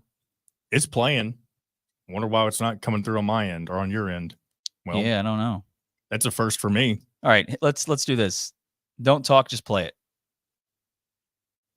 Yeah, it's not coming through. I don't know why. That's not good. Well, what are you playing it on? So I'm playing off the PC, which is where I play, like, the music bumps and stuff from. Yeah. Let me see here. That's odd that would do that. Very odd. Could it be one of those clips like whenever you're here in studio and you play it? No, because I earbud? put the sensor in there. It's very odd. Let me try this, because now I'm just really irritated and frustrated because that was a fail. I cut the sound during the break because I had to put a sensor beep in it, because it contains the F word. So I did that, played it on my end. John played it, but it's if you all heard it, then I guess that's great. But I mean, if you're streaming us on the video side, I don't think you heard it, but it makes no sense why I wouldn't hear it, because I'm listening from the station, right? Yeah. Cause I mean, you hear like whenever I said, are you seeing the levels come through on the air when it plays? This is way too much producing. So there's 4 bars on my end of the thing that's like the way I'm talking right now, it shows that I'm talking and it's coming through. If I play that sound again, which I'm not going to, because I do believe the radio side heard it. You sure? It's coming through on my end. Maybe it's a disconnect between our setup we have going on here. Could be. But I mean, I don't really know where to go with this with not knowing if anybody heard it, but we'll just act like everybody heard it. So he said he effing hates losing, and if you heard it, if not, essentially just acted as if he's not somebody that has any belief in any kind of moral or any kind of victory where, you played well on the road, he hates losing, and talks about, I think he actually did he say he wanted to die? He said he wanted to die of frostbite. Yeah, which would be a terrible way to go. But it was a reminder how much he loved it and how much this is what he can not loves losing, but you know what I mean? Like this is something that visually and clearly, hearing him, seeing him, you can certainly tell how much they could hear it on the radio. So that's good. But anyways, it's something that visually you can tell, and when you hear him, that he's probably more mad about the loss than you are. And I don't think that's on the list of things you consider when you think about, okay, we need a coach that checks this box, that box. It's probably not one that comes up maybe ever. And if it does come up to you, it's probably coming up to you way down the list. But it is people who, coaches who clearly, you're gonna feel like they want this as much or more than you. And a win is great to them. If the team plays well and it's a big deal, they're going to be out there celebrating with their team because, it was a good win. And when they lose, they're going to be frustrated. They're going to be angry. They may not, sometimes Rick would I think go overboard and not say things controversial, but like at times Rick was, and maybe you would say that's what he was doing there. At times he was a baby, but you know what? It means he cares. And we have a guy now that I don't, this is not I don't want Kenny Payne to be Rick Pitino because that'd be fake. And asking any coach to fill the shoes of Rick Pitino and be a Hall of Famer, I mean, expecting that is unfair. If it happens, great. But expecting whoever takes over for Rick Pitino, who's ever coaching Louisville basketball moving forward, to be Rick Pitino is unfair. You can still have a lot of success here, but like Rick is one of the best college basketball coaches of all time. So it's not like, hey, KP, be like Rick Pitino, because it'd be fake. They're not the same people. But I know I wasn't the only one that saw Rick and felt like, man, it was nice to know that when we did lose, that there was going to be nobody more pissed off about it than the coach. And man, we have a guy now that gets his ass kicked in a lot of games and just smiles and daps up the opposing coach and exchanges pleasantries. I mean, there's never been any indication that Kenny Payne is bothered whenever Louisville completely gets their ass kicked. And that's not me telling you that I think he doesn't care. But if people want to run with the fact that he doesn't care based off of what he says and how he acts, I get it. And I'm not telling you one way or the other how much he does or does not care, because I have no clue. But I just think you got to be mindful of that kind of stuff. But also, I think people will sense if something's not genuine. So, like, maybe Kenny's just being himself, and if he did, in fact, act angry, he knows it would be fake. But I've never seen him at a post-game press conference after any loss seem as if, like, this one's going to keep him up at night. Which, if it's not, then it's not. And I guess if that's your mindset, it doesn't mean that you can't coach. But people who want this thing to work out in a major way for Kenny, and I think everybody wanted it to. At this point now, it's so far gone that I think a lot of folks have just kind of viewed this whole thing as like, well, it didn't work, and now we're waiting. And I think that's a fair way to look at it, just given where we are. So the North Carolina State loss was not a good loss because I don't really know how good. I mean, do good losses actually exist? I'm not sure. But overall, what I'm saying is that Kenny will laugh and smile, and his press conferences after wins and losses are kind of the same. And that just may be him. And you can't be fake. You got to be who you are. They hired Kenny Payne. Kenny Payne's going to be Kenny Payne. But I know that when Louisville loses and he just doesn't seem bothered by it, that's added up every time they've lost. And he's had that reaction to where it just kind of ruined a lot of whatever, goodwill he may have had, right? Like, results at the end of the day is all that matters when it comes to like how you evaluate a coach. Like, other things matter, but what matters the most, and more than anything, I guess that's probably the better way to describe it, is winning and losing. And fortunately, all these other things that, like, at times people pick apart about Kenny, myself included, I don't think it's nitpicking. I think it's just examples and signs that you can see, hey, this guy just in over his head, didn't work out. And it's unfortunate. But, the results, meaning wins and losses, and how the wins and losses have come, have been so bad that none of the other stuff matters when it comes to making a decision about Louisville. But the other things, I just think it makes it to where if you do just want to kind of tune out and not be negative and not even go there because, hey, at the end of the day, we all know this will hopefully be over at the end of the year. But sometimes you can't because you care so much. And then whenever you see Louisville get embarrassed by however many points against whoever, and you see that he doesn't seem to be bothered by it because he's laughing and smooching on the other coach, it'll boil your blood as a fan. So, like, I get it. But overall, that's not why Kenny Payne isn't working out at Louisville. It's just because he's been in over his head and has not been able to. I mean, let me just give you an example. This team offensively, I don't know what their formula has been, but they're getting better offensively. They're making shots. They excel whenever the game is played faster. But defensively, I mean, they're awful. And that's coaching. I mean, they have guys, I think, that have the capability of defending, but, like, what's their identity? It's just like we're playing man-to-man, and let's just hope that, I'm going to guard my guy. I hope you go. I'll try to not get beat. You try not to get beat. But, like, they're not working as one defensively because they don't have any style. They don't have a system. They just play man-to-man. So if they were decent defensively, I don't know if they'd be great, but, man, I think they have a lot more wins. I mean, teams just score in bunches against them. And, it's unfortunate because, hey, they are getting better offensively. And again, I think you've got some good young pieces that may really blossom as college basketball players down the line. But you know what? If you're so bad defensively, I'm not sure any of that matters. And we haven't even talked about it yet today because I don't know if we need to, because we've got tomorrow and Wednesday. But they play North Carolina, who, by the way, I think is playing the best basketball in the country right now. And if this could be, if Louisville's able to match them and it's a shootout, maybe they'll get, I don't think they're going to win, but, like, maybe it's not a blowout, but Carolina can score in a hurry. And that's not ideal for Louisville, given the fact that their defense has been so bad.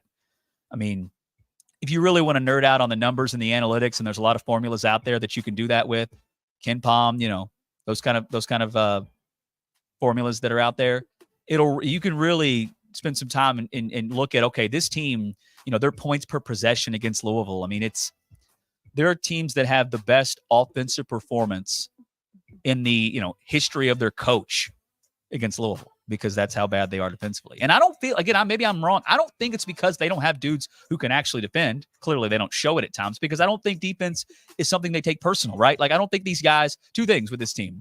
They don't take a turnover as a big deal. They don't value the possession because they turn it over left and right. And then defensively, they don't have any personal, like, if you get scored on, you should feel like, man, I know I'm coming out. And there's no, that doesn't exist. So anyways, the Rick Pitino thing, it didn't make me like miss Rick Pitino because I'm somebody that just knows that was a different world and I loved it and it was great. But, it's over now. But, I will say this, like it was a nice reminder that, Rick didn't have every game as a win, right? Like he had losses. He wasn't perfect. He got upset. There were many years where you felt, that was all right, but man, we should be better. Like, I'm not trying to rewrite history and act like Pitino's, never lost a game here, but you didn't have to worry about him, like, being content with losing. You didn't have to worry about him ever acting like fans, they should be appreciative that he's here because, he was more pissed about losing than anybody. I mean, you know how many times he probably fired coaches in game because of a scout that was wrong or something? He's a madman. And sometimes that is what makes people great at what they do. All right, quick break. We'll come back on the other side and wrap up the 4 o'clock hour and then keep it rolling along here till 6 o'clock. It's Coffee and Company. We are Fueled by Thornton's on Sports Talk 790.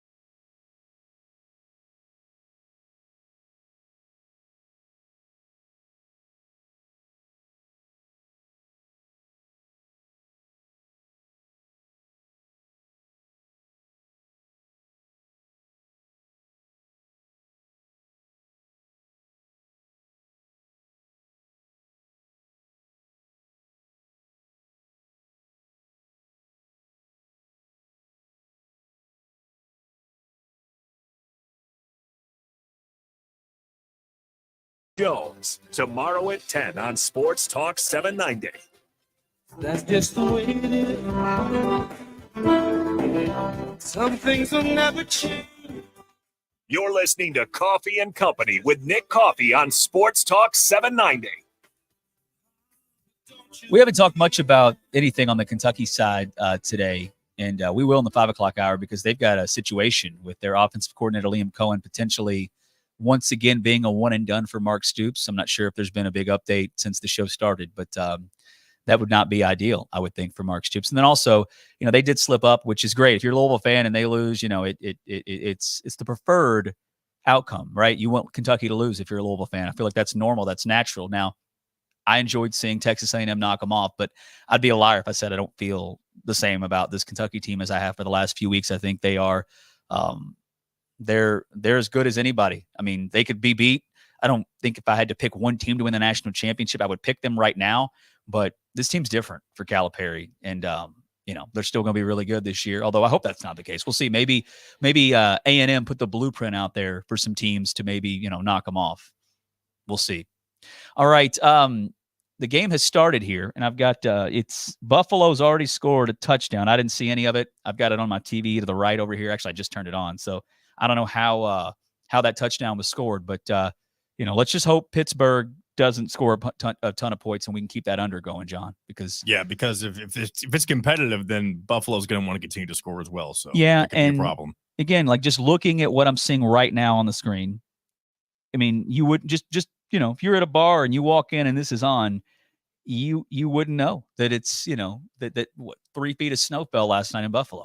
So so far the weather not impacting the play, at least it doesn't seem to be the case, and which is crazy because just in the last week of the season, or maybe it was the second to last week, it was the Jets and the Buffalo Bills it was the Jets and the Patriots that played, and I don't remember anybody talking about like a big snowstorm, about a big blizzard coming through that was going to impact a game. But if you watch that game, it snowed like crazy throughout, and it was, you could clearly tell. I mean, there were guys trying to run around and tackle somebody, dudes running with the ball, and like they're slipping. I mean, it was truly probably the biggest snow game of the year, but maybe because it wasn't expected and because of the two teams that played, nobody talked about it. But anyways, let's hope nobody scores points the rest of the way because we've got the under here, and I need a win.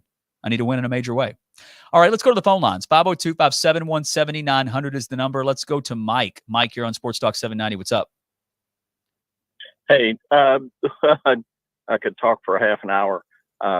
There's not too many people that would argue with the fact that you've made that Kenny Payne and Rick Pitino are about as opposite coaches in any aspect.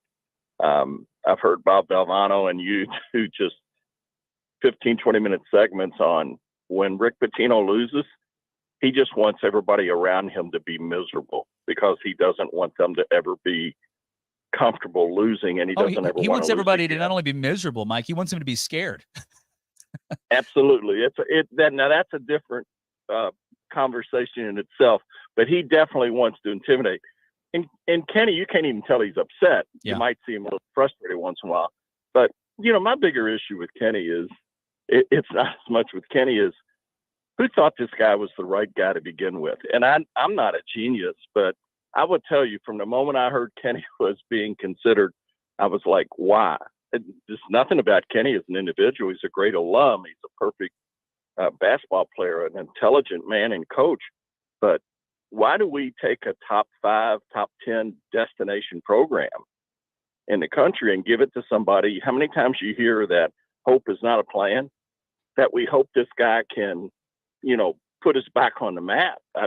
This was the wrong decision from the get-go. I think a lot of this is on Josh Hurd. He just couldn't, buck the trend. There was a lot of pressure, and I just think that he not only blew it, but he is stuck with this guy well beyond anything else. And nobody seems to want to go down that road. So maybe I'm the only one that thinks like that. When you say go down that road, do you mean like the big issue is that we gave the job to somebody who'd never been a head coach? Absolutely. Yeah. When I'm with you. I mean, I think timing was key in why they did that, but no doubt. I mean, you knew when you did it, it was a big risk and it bit you. I mean, that's what's happened here.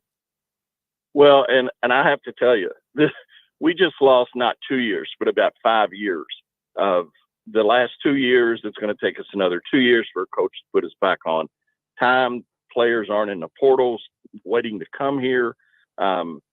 You know, when you know this is a risk, that's not the way this program deserved better than that. And I personally hold Josh Hurd a little bit more accountable than anybody has. And hoping is, I mean, that just we didn't deserve that.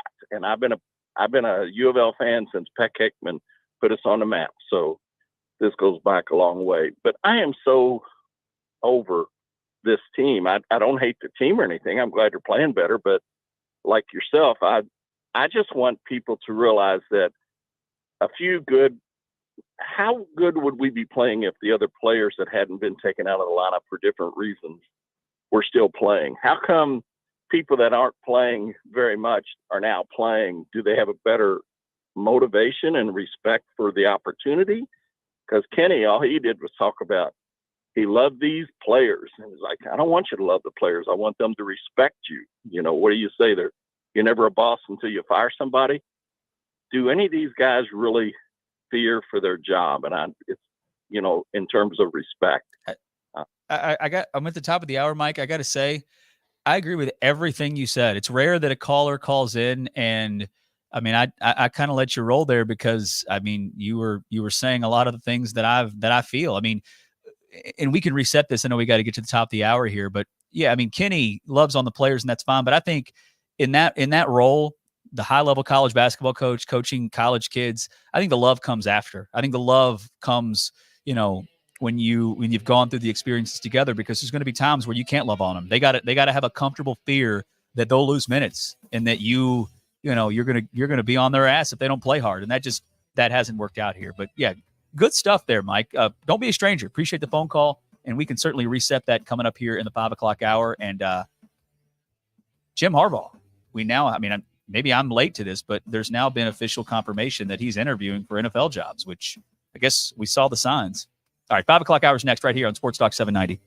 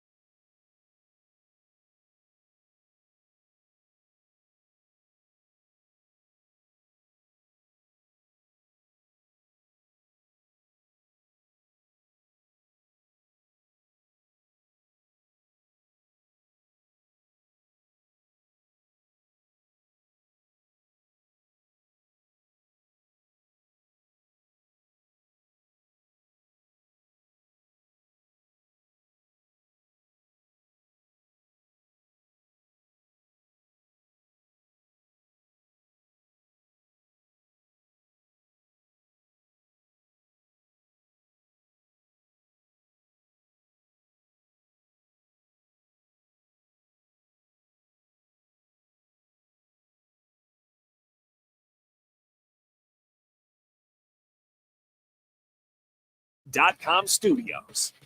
This is Sports Talk 790.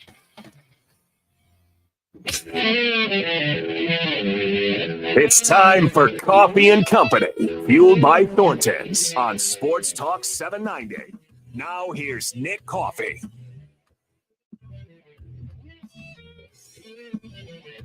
So I feel like this is breaking news to start the 5 o'clock hour, but maybe it's news that I'm just late to.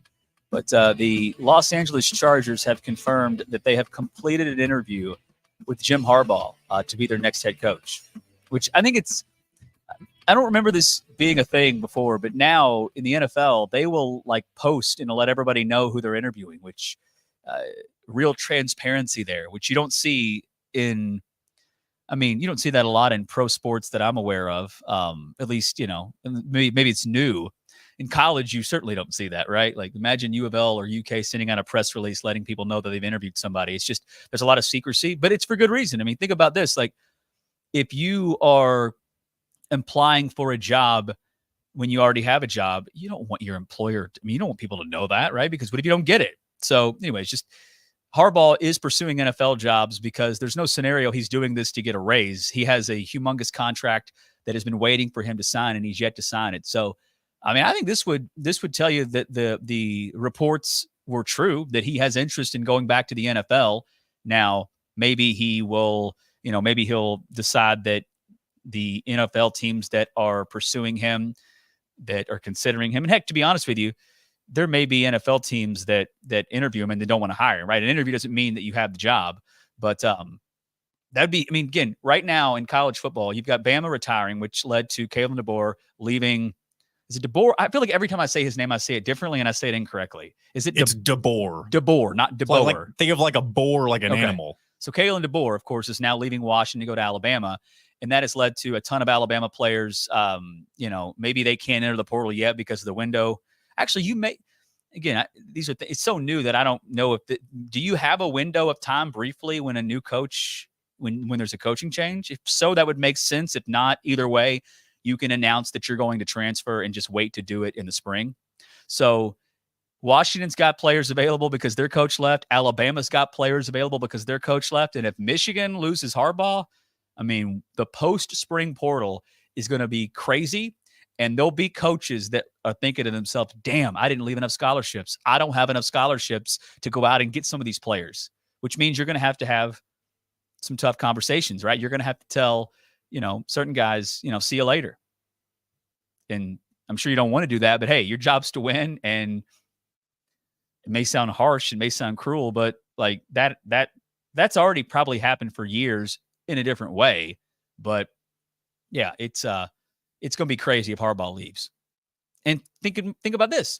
Whoever Harbaugh, you're a Big Ten guy, John. Who would you think? I was going to say, and we actually talked about this not that long ago. I was thinking to myself, wow, what other big coach would leave a program to go to Michigan, which would then leave another program needing to fill a job? It's musical chairs, right? But they probably go with Sherrone Moore, I think. Yeah, I think with this situation, especially after all of the coaching carousel stuff that's already gone on, it seems like they would just go with the easy move and promote somebody from within. And that makes sense. But another thing is, though, because I do think Sherrone Moore would probably be the guy that they would go with because they love him. He's got a bright future. And in this moment, if they bring in a new coach and he brings in a new staff, you take a risk of Sherrone Moore going elsewhere and then becoming a head coach and maybe being super successful. So if you really feel that way about him and you think he's that guy, you probably would hire him because, again, there's no scenario he would want to stay there and work under a new coach. I guess he could. I don't know him personally, but I just feel like he would feel like he should get the job. And if not, maybe he's not bitter. But if new coaches who come in to take over a program don't retain many assistants. It's rare. It happens, but it's rare. And plus, I feel like if you hire somebody from within, you run the better potential, I guess, of keeping a lot of guys from jumping in the transfer portal. Absolutely. Totally true. And I'm going to embarrass myself making this comparison because, anything Michigan football compared to Kentucky football, different planets. But that's what happened with Joker Phillips. He was an assistant under Rich Brooks. And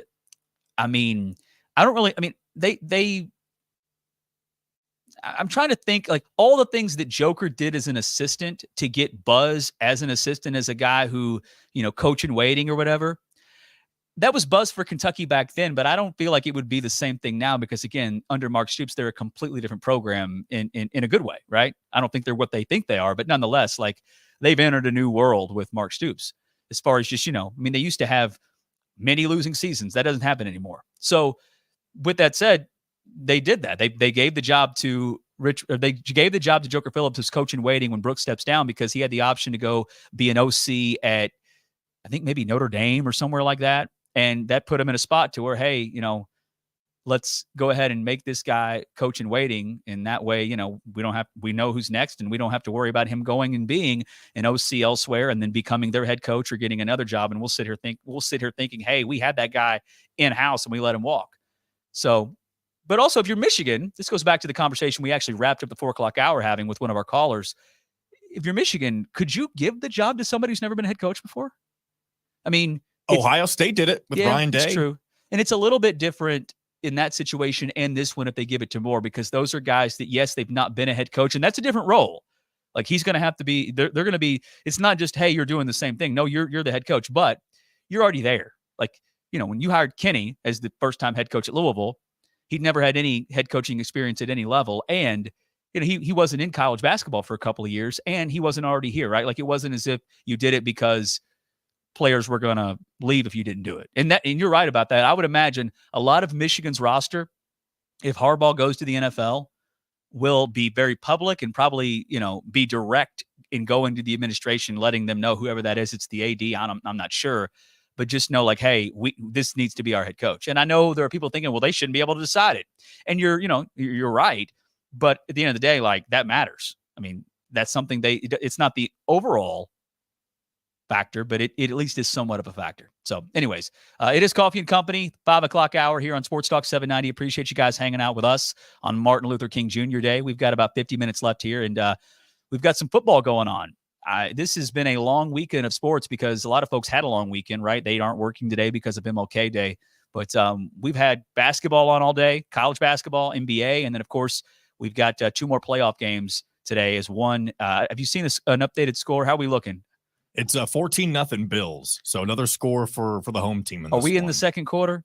No, we're still got 3 minutes in the first. First quarter? First quarter. What? Oh, we're screwed. But here's the thing, though. If the Bills get up comfortably enough and the Steelers don't score at all, they may just try to run the clock out and make this like a 28-0 game, and then we're fine. They got to score a lot of points if the Steelers don't score back themselves. I have not been able to watch because I get distracted. What are the Steelers doing offensively? Are they just dead, or are they moving the ball? Because that's a factor here.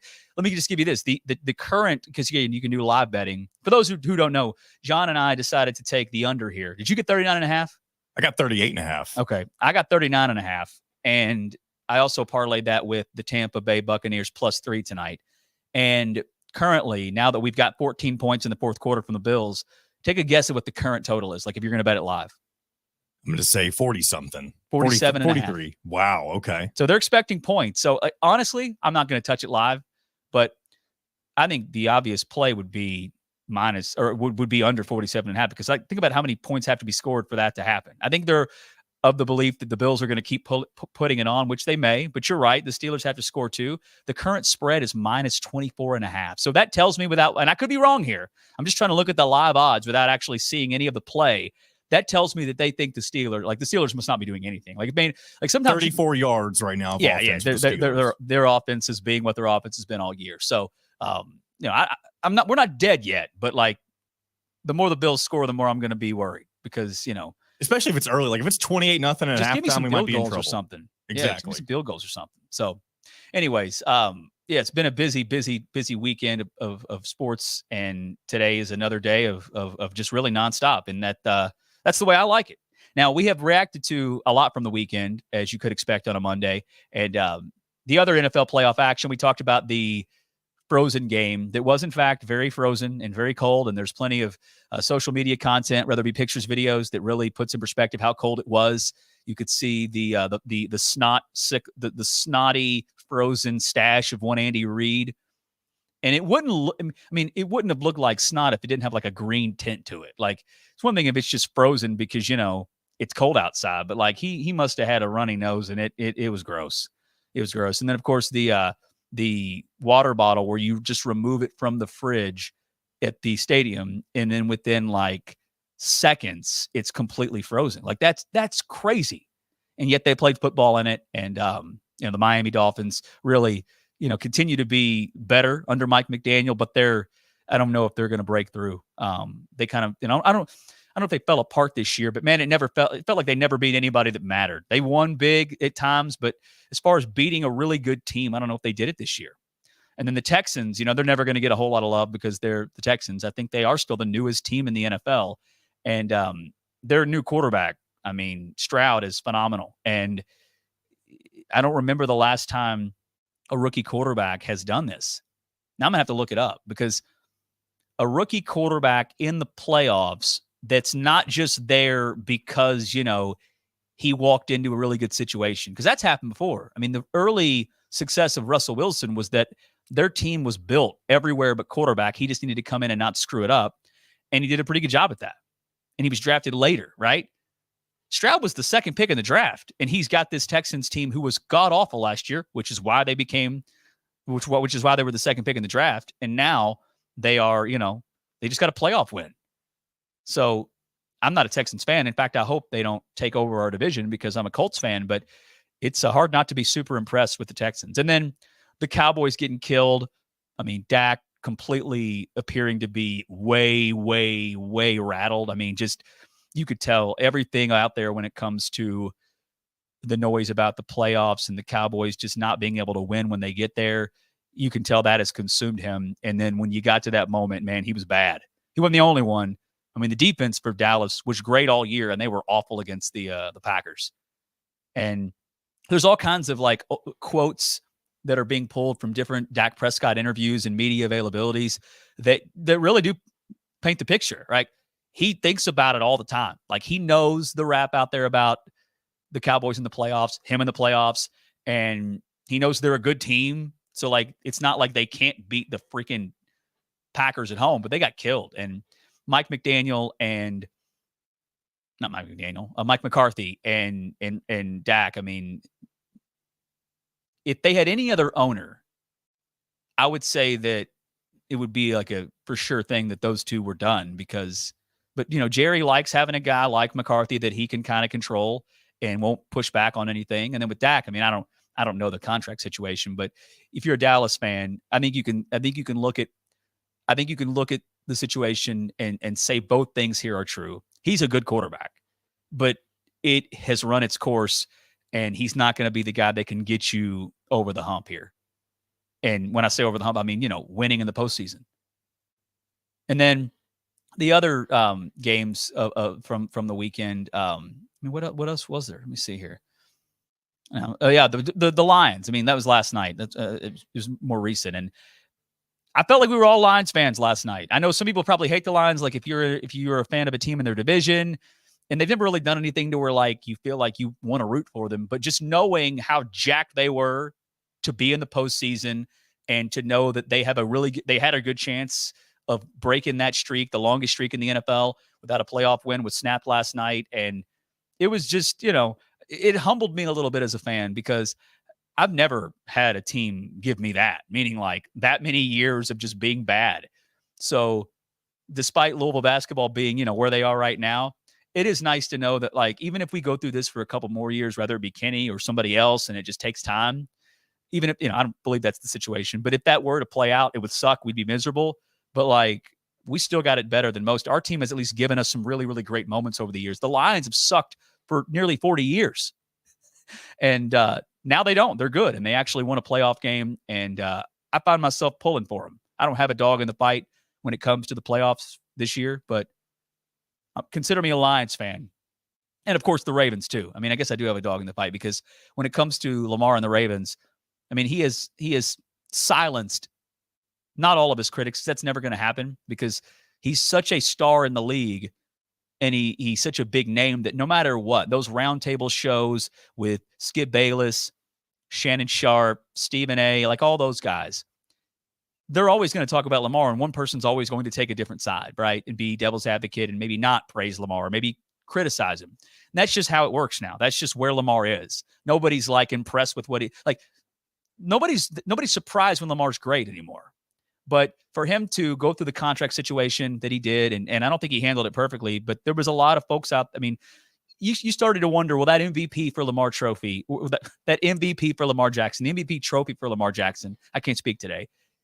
Will it be looked at as a fluke? Will it be looked at as like, wow, that guy won the NFL? Will he be Derrick Rose? And I know we all didn't. Most people didn't believe that. If you're a Louisville fan, you know Lamar, but you could see why people would say that.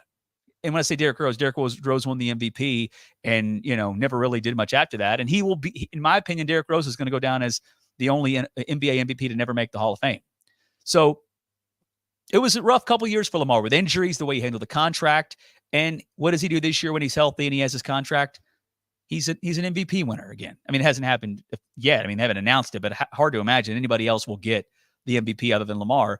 And that's great. But, man, it makes me want him so badly to win in the postseason because the reality is this. If they don't deliver, like they don't get to probably the conference championship, maybe even the Super Bowl, there'll still be people claiming that he's not as good as people say he is and that he's still not the guy. Because that's just how this works. It's annoying because we love Lamar, but like that's the territory that he is in now. So he's got to win big. And when I say win big, I mean, win a couple of games in advance for those people to, be pleased or satisfied. So what I'm worried about, like if they lose to the freaking Texans, I mean, that would Lamar could have a perfect game and they could lose because of defense being terrible or whatever. It will all come back to him because again, he's the superstar. He's the face of the franchise. He's the MVP, right? So I just want so badly for the Ravens to do well in the playoffs. And we've now seen them with Lamar Jackson as their quarterback twice when he's healthy, be the best team in the NFL. One of them, I should say. And they've just yet to really have an impact in the postseason. And I'm hoping that it changes this year. It should change. They are legit. They're good. By the way, they got Mark Andrews back. I mean, it's huge. So I'm just, I'm worried for Lamar. Not because I'm doubting him, but I just, I want it so bad for him. I guess that's the best way to put it. All right, quick break. We'll come back on the other side. We got to discuss this Kentucky football situation. Is Liam Coen going to go back to the NFL and once again be a one and done? Just kind of like, hey, I'll come. I mean, honestly, if he does that, I mean, all along, this dude used Kentucky football as a side piece. I mean, is that not what it would be? That's exactly what it would be. So we'll get to that. And also, I want to revisit the Louisville basketball conversation. Good call earlier from, I believe it was Mike, who, asked some questions about, how Louisville ended up in this situation and whatnot. So we'll get into that. And, of course, get to your comments, your calls, 502-571-7900. It's Coffee and Company. We are fueled by Thornton's right here on Sports Talk 790.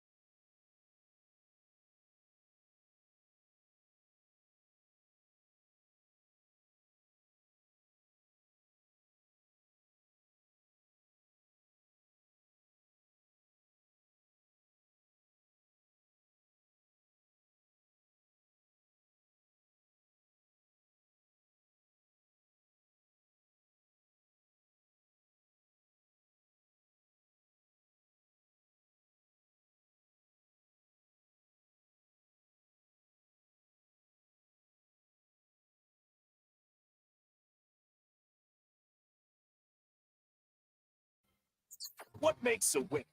What makes a loser? We hash it all out for your listening pleasure. Sports Talk 790. Now here we go. Don't play nothing slow. Keep those girls out on the floor. Gotta make them want to come back for more. You're listening to Coffee and Company with Nick Coffey on Sports Talk 790.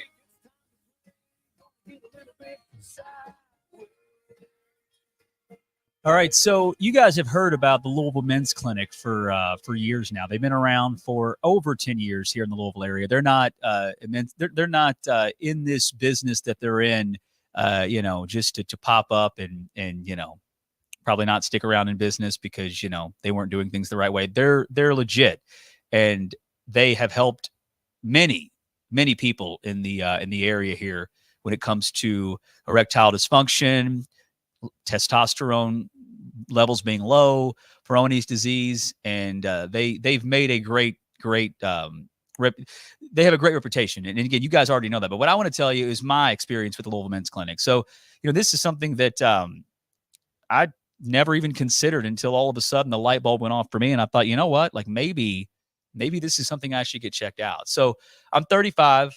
I'm not young, but I'm not old. I'm in that weird age range where, I'm not 20, but I'm also not, 60. So I just realized in recent years, I found myself really knowing, hey, you need to take better care of yourself. I don't follow some crazy strict diet, but I watch what I eat. I work out, and I just never felt like I was getting the full benefit of that. And I just kind of feel like I had lost an edge a little bit where I know, lethargic, lack of energy, even times like brain fog. And I just thought, I'm taking pretty good care of myself. I go to the doctor, not regularly, but, I monitor my health, but just something wasn't right. So finally I said, you know what, I'll reach out to our partners over at the Louisville Men's Clinic, go see Dr. Wood and just explain the situation and see if maybe there's something they can do to help me. And he explained to me, it was very informative, a very, very good conversation with Dr. Wood as far as testosterone levels and why it's important to get checked. Because if you go to the doctor and you get lab work done, there's a good chance your doctor is going to monitor your testosterone levels on a very wide range to where, you can be between, I think, like 8 something to 200. And technically that's not an alarming sign from your doctor. I mean, maybe some would say, hey, that's really high or really low for your age, but you're going to be fine. Well, I got mine checked, not knowing what the levels would be, but in a conversation with Dr. Wood, I realized, I think I have some symptoms as to why, maybe it could be testosterone levels. And sure enough, I got my levels checked, and this isn't something I say to brag, but it at least gave me a reason, an answer as to why I felt the way I felt. My testosterone levels were on par with somebody that's in their 60s. I'm 35. So that's not normal. And, since then I've been getting treated at the Louisville Men's Clinic, and I feel a lot better. I've got more energy. I feel like I'm getting more out of my workouts. Within a week of just kind of doing the same stuff, but getting testosterone, enhancements, it's made me to where I'm already losing weight. My waist is thinner. So a lot of people, myself included, just chalk that up as life. You're getting older. Hey, this is just a part of it. And sometimes that may be the case, but if you feel as if you are not getting the results and you're doing things to monitor your health, to make you feel better, and it's just not adding up, there's no harm in going to get checked. So go see them. LouisvilleMen'sClinic.com is the website. The number's 502-444-4000. And they're over there in the Dutchman's Parkway area. And I'm sure there are people listening right now that are thinking, hey, that's me, right? Like I'm taking care of myself, but I'm just not getting the same results in the gym. I don't feel the same way. I mean, heck, it could be even something like sex drive not being what it once was. And if that's you, do something about it, right? I mean, I think there's a stigma with men to never, especially if you're somebody that is not on the older side. You're right. You're going to think to yourself, well, hey, I'm a man. I don't need to get anything looked at. I'm not old. And the reality is this: even in your late 20s, you start to lose testosterone, and in your 30s, that's a lot of people. Clearly, for me, that's when it hit. And for some, it's a little bit older in the 40s. So not everybody's the same, man. It's not everybody reacts the same way. So go get checked, have a conversation with Dr. Wood. And I'm pretty sure that if you are somebody that is, dealing with some of the symptoms I just described, they're going to be able to change your life. I mean, that may sound dramatic, but it's true. So again, LouisvilleMen'sClinic.com, 502-444-4000. All right, so here is the latest that I've seen from the Kentucky football situation, where Liam Coen is apparently looking to go back to the NFL, at least maybe. So I don't know where it got at. I think it might have been Friday night, maybe. I think KSR had it, and it might have been Adam Luckett, who at least that's where I saw it first, that the Coen was potentially going to be in the mix to take the OC job at Ohio State, or he's been interviewing for the Bears to become their offensive coordinator. So it sounds now, according to Matt Jones, like the Ohio State situation is no longer something to worry about. And if he's going to be in college, it will be at Kentucky. Now, I think it just comes down to the Bears, I guess, offering him the job. And does he want to stay in the NFL? Or I'm sorry, does he want to stay in college or just want to go back to the NFL? And I'm not really sure anybody would be at fault for this, right? I mean, this is a guy that went to the NFL, didn't work out. I mean, I don't know if he got fired, but like clearly it didn't work out. And he came back to Kentucky after 1 year. And now he's got a chance to potentially go back to the Bears. And, you know, I think Matt's initial report or tweet, whatever you want to call it, when this situation sort of became public, is that when Liam Coen came back and got a contract and got a lot of money, the belief was that, okay, his NFL fixation is done, right? He now wants to be in college. And apparently that's not the case. So, I don't think it would be a terrible thing. And I'll be honest with you, this is not a shot at Kentucky. This is not, this is not me doing the rivalry thing. You can make the case that Liam Coen may be one of the most overhyped offensive coordinators at the college level ever. I mean, Will Levis and Wan'Dale Robinson, among others, helped them produce, a good offense at times. But he wasn't out there putting up a ton of points. And it may be because Mark Stoops didn't want him to, maybe because he didn't have full control. And that would be a different situation. But Will Levis, I think, will end up going on to have a good career in the NFL, and we'll look back and feel like he was a better pro than in college. And that doesn't mean Coen is at fault for that. But I don't think there's been a whole lot of true results that is attached to Liam Coen to where you could justify him being one of the highest paid offensive coordinators in the country. So it sounds like maybe Coen has control, but not full control, and that's been an issue. I don't know if that's been worked out or not, but that is definitely something to monitor, because you never know. Losing Liam Coen, maybe that would mean that some of these guys for Kentucky on the offensive side would want to leave and hit the portal. I have no clue if that would happen or not, but it sounds like at this point it's just a matter of him getting offered the Bears OC job and him deciding, does he want to stay in college or does he want to go back to the NFL? I would assume that he probably wants to be an NFL guy. I think most would want to, if they're in his position. If you can be an OC in college or an OC in the NFL, I guess it depends on your age or situation. Not everybody would just jump to the NFL, but to me, he has an NFL background. I think a lot of his mentors are guys that are in the NFL. He's a McVay guy. So that would not be ideal for Kentucky. But again, just because you don't want to lose your OC at this point. However, I wouldn't be shocked if they lose him and they get somebody else in and you don't really think about him in a year or two. But we'll see. We'll see how that plays out. Also, real quick on the Kentucky side, they lost A&M, and I love to see it because, they're really good. Louisville's in the midst of the worst stretch of basketball in the history of the program. And, I think Kentucky's really good. So when they lose, I'm going to enjoy it as a rival. That's what rivals do, right? Kentucky fans, I'm sure they're numb to it by now because they just know Louisville's going to lose nearly every time they take the floor. But overall, it's what rivals do. So don't take it personal if you're listening. It's just how it works. And if you're being honest with yourself, you get it.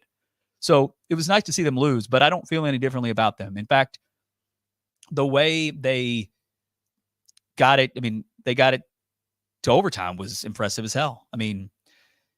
This team, to me, when I watch them, I don't feel like I'm seeing a ton of future NBA players. That doesn't mean they're not going to be in the NBA because, by the way, I think a lot of these guys are going to be drafted early. But there's just something visually, and I know some of you are already making the jokes about, Reed Shepherd and a white guy, and that has nothing to do with it.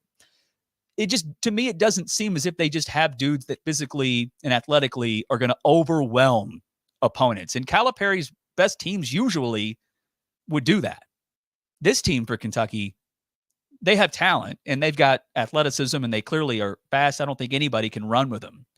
But I think it's one of his best teams. And I know it's January 15th, so there's a lot of basketball to be played. They're going to go on the road. They're probably going to lose more road games because, the SEC's got some decent teams.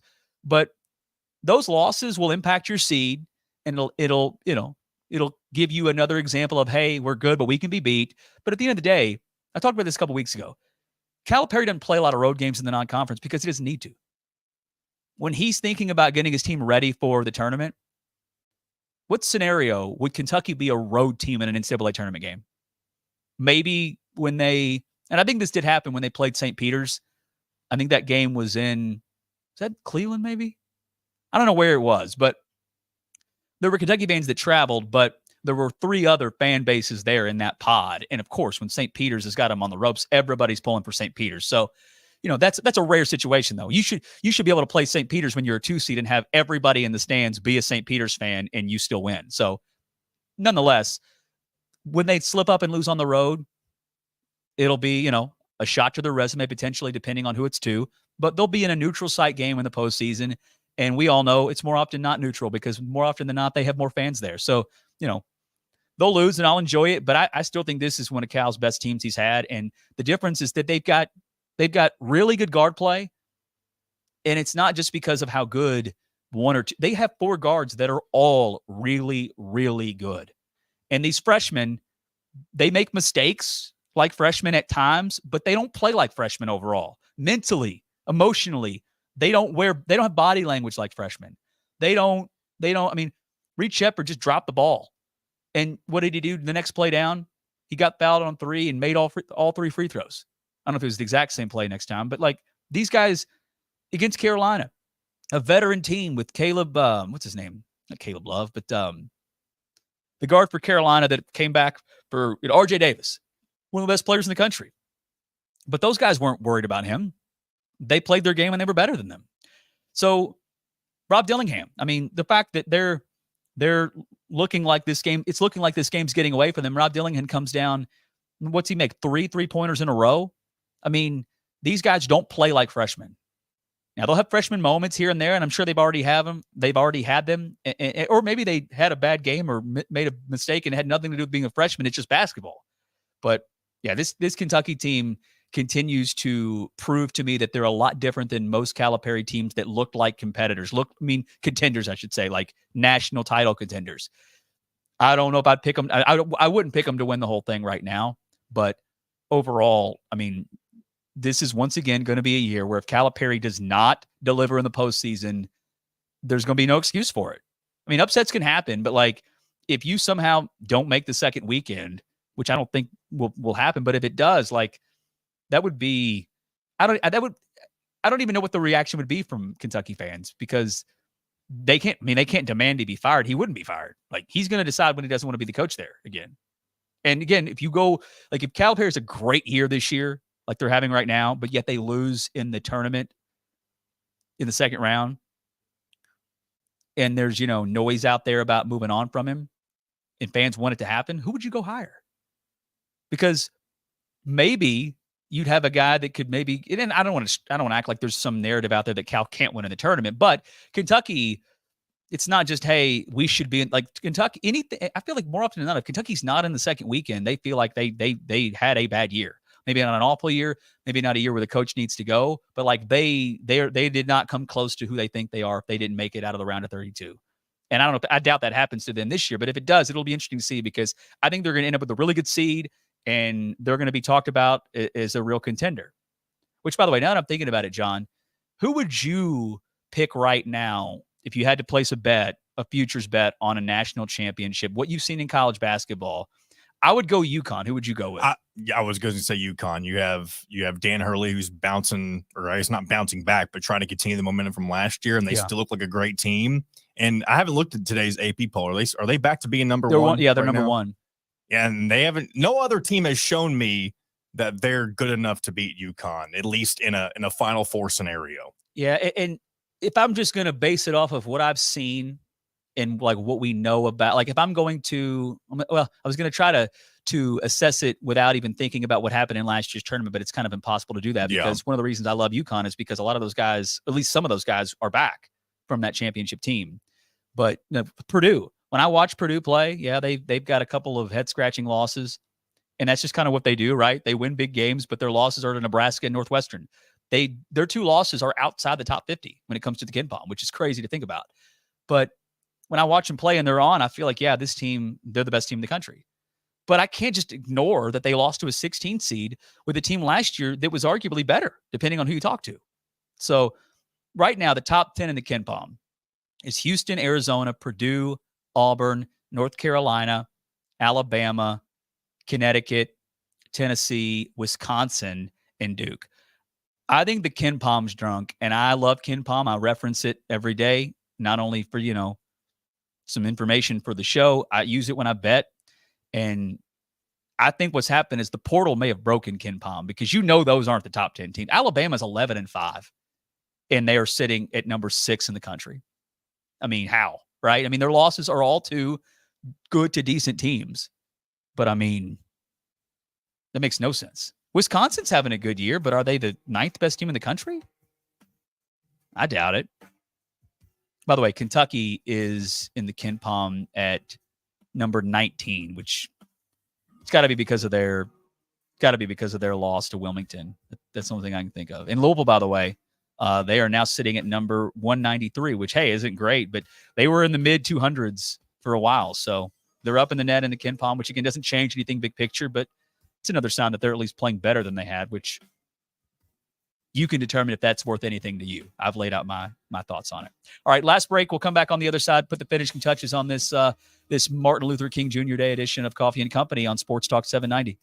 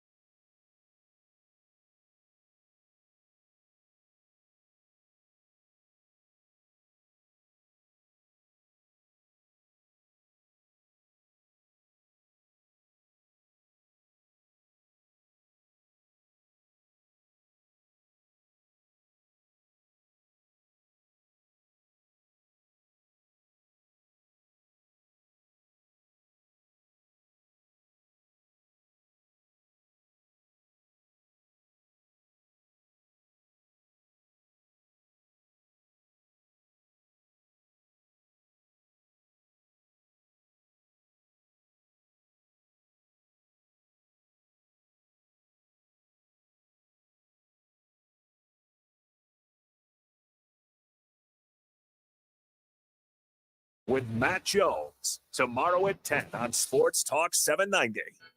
Your broken dreams dancing out of the beams of a neon moon. You're listening to Coffee and Company with Nick Coffey on Sports Talk 790. I don't know what just happened in this Bills game. Oh, okay, never mind. We got to the end of the half here without anybody scoring. So that's good. 21-0. We're going to be sweating here in the second half. But, hey, we're riding together. We need less than 38 points, right? Because you got 38.5, I got 39.5. So I want us both to win, John. Exactly. So, I mean, if the Bills come out and make it 28-0 and the Steelers continue to struggle, I think there will come a point where the Bills just kind of shut it off. And I think they're going to play it safe, probably run the ball a lot. But what it comes down to, and I was telling John this during the break, at least in my experiences with bets like this, is that you got to hope the Pittsburgh Steelers are aware that they need 7 and not 3, which means they're not going to get a couple of courtesy field goals, because that's where you lose. I mean, that's field goals. They'll kill you if you're trying to get an over, but when you're chasing the under, those things, they're in. What makes it stand out is that, like, a lot of times they'll be kicking a field goal and it has no impact on the game, but man, it's going to impact the total. And they don't know. I mean, they don't care about that when they kick field goals. But that was the one thing that entered my mind, is that if Pittsburgh comes out early and takes some field goals in the second half just to, put some points on the board, but yet the Bills keep doing what they're doing, we could be potentially in trouble. But hey, let's see what happens. All right. Very little time left here in the show. So I will let you know, once again, a reminder, we've been doing this a week now. We've got a live stream that is on Facebook, YouTube, and Twitter. So if you ever would like to, if you get out of your car and you head in and you want to keep listening, but you're not in your car and you don't want to pull out the app, you can watch on those platforms, and we would appreciate it. All right, everybody, have a good night. Stay warm. We are back at it tomorrow. Happy Martin Luther King Jr. Day, everybody, and we will talk to you tomorrow. Take care.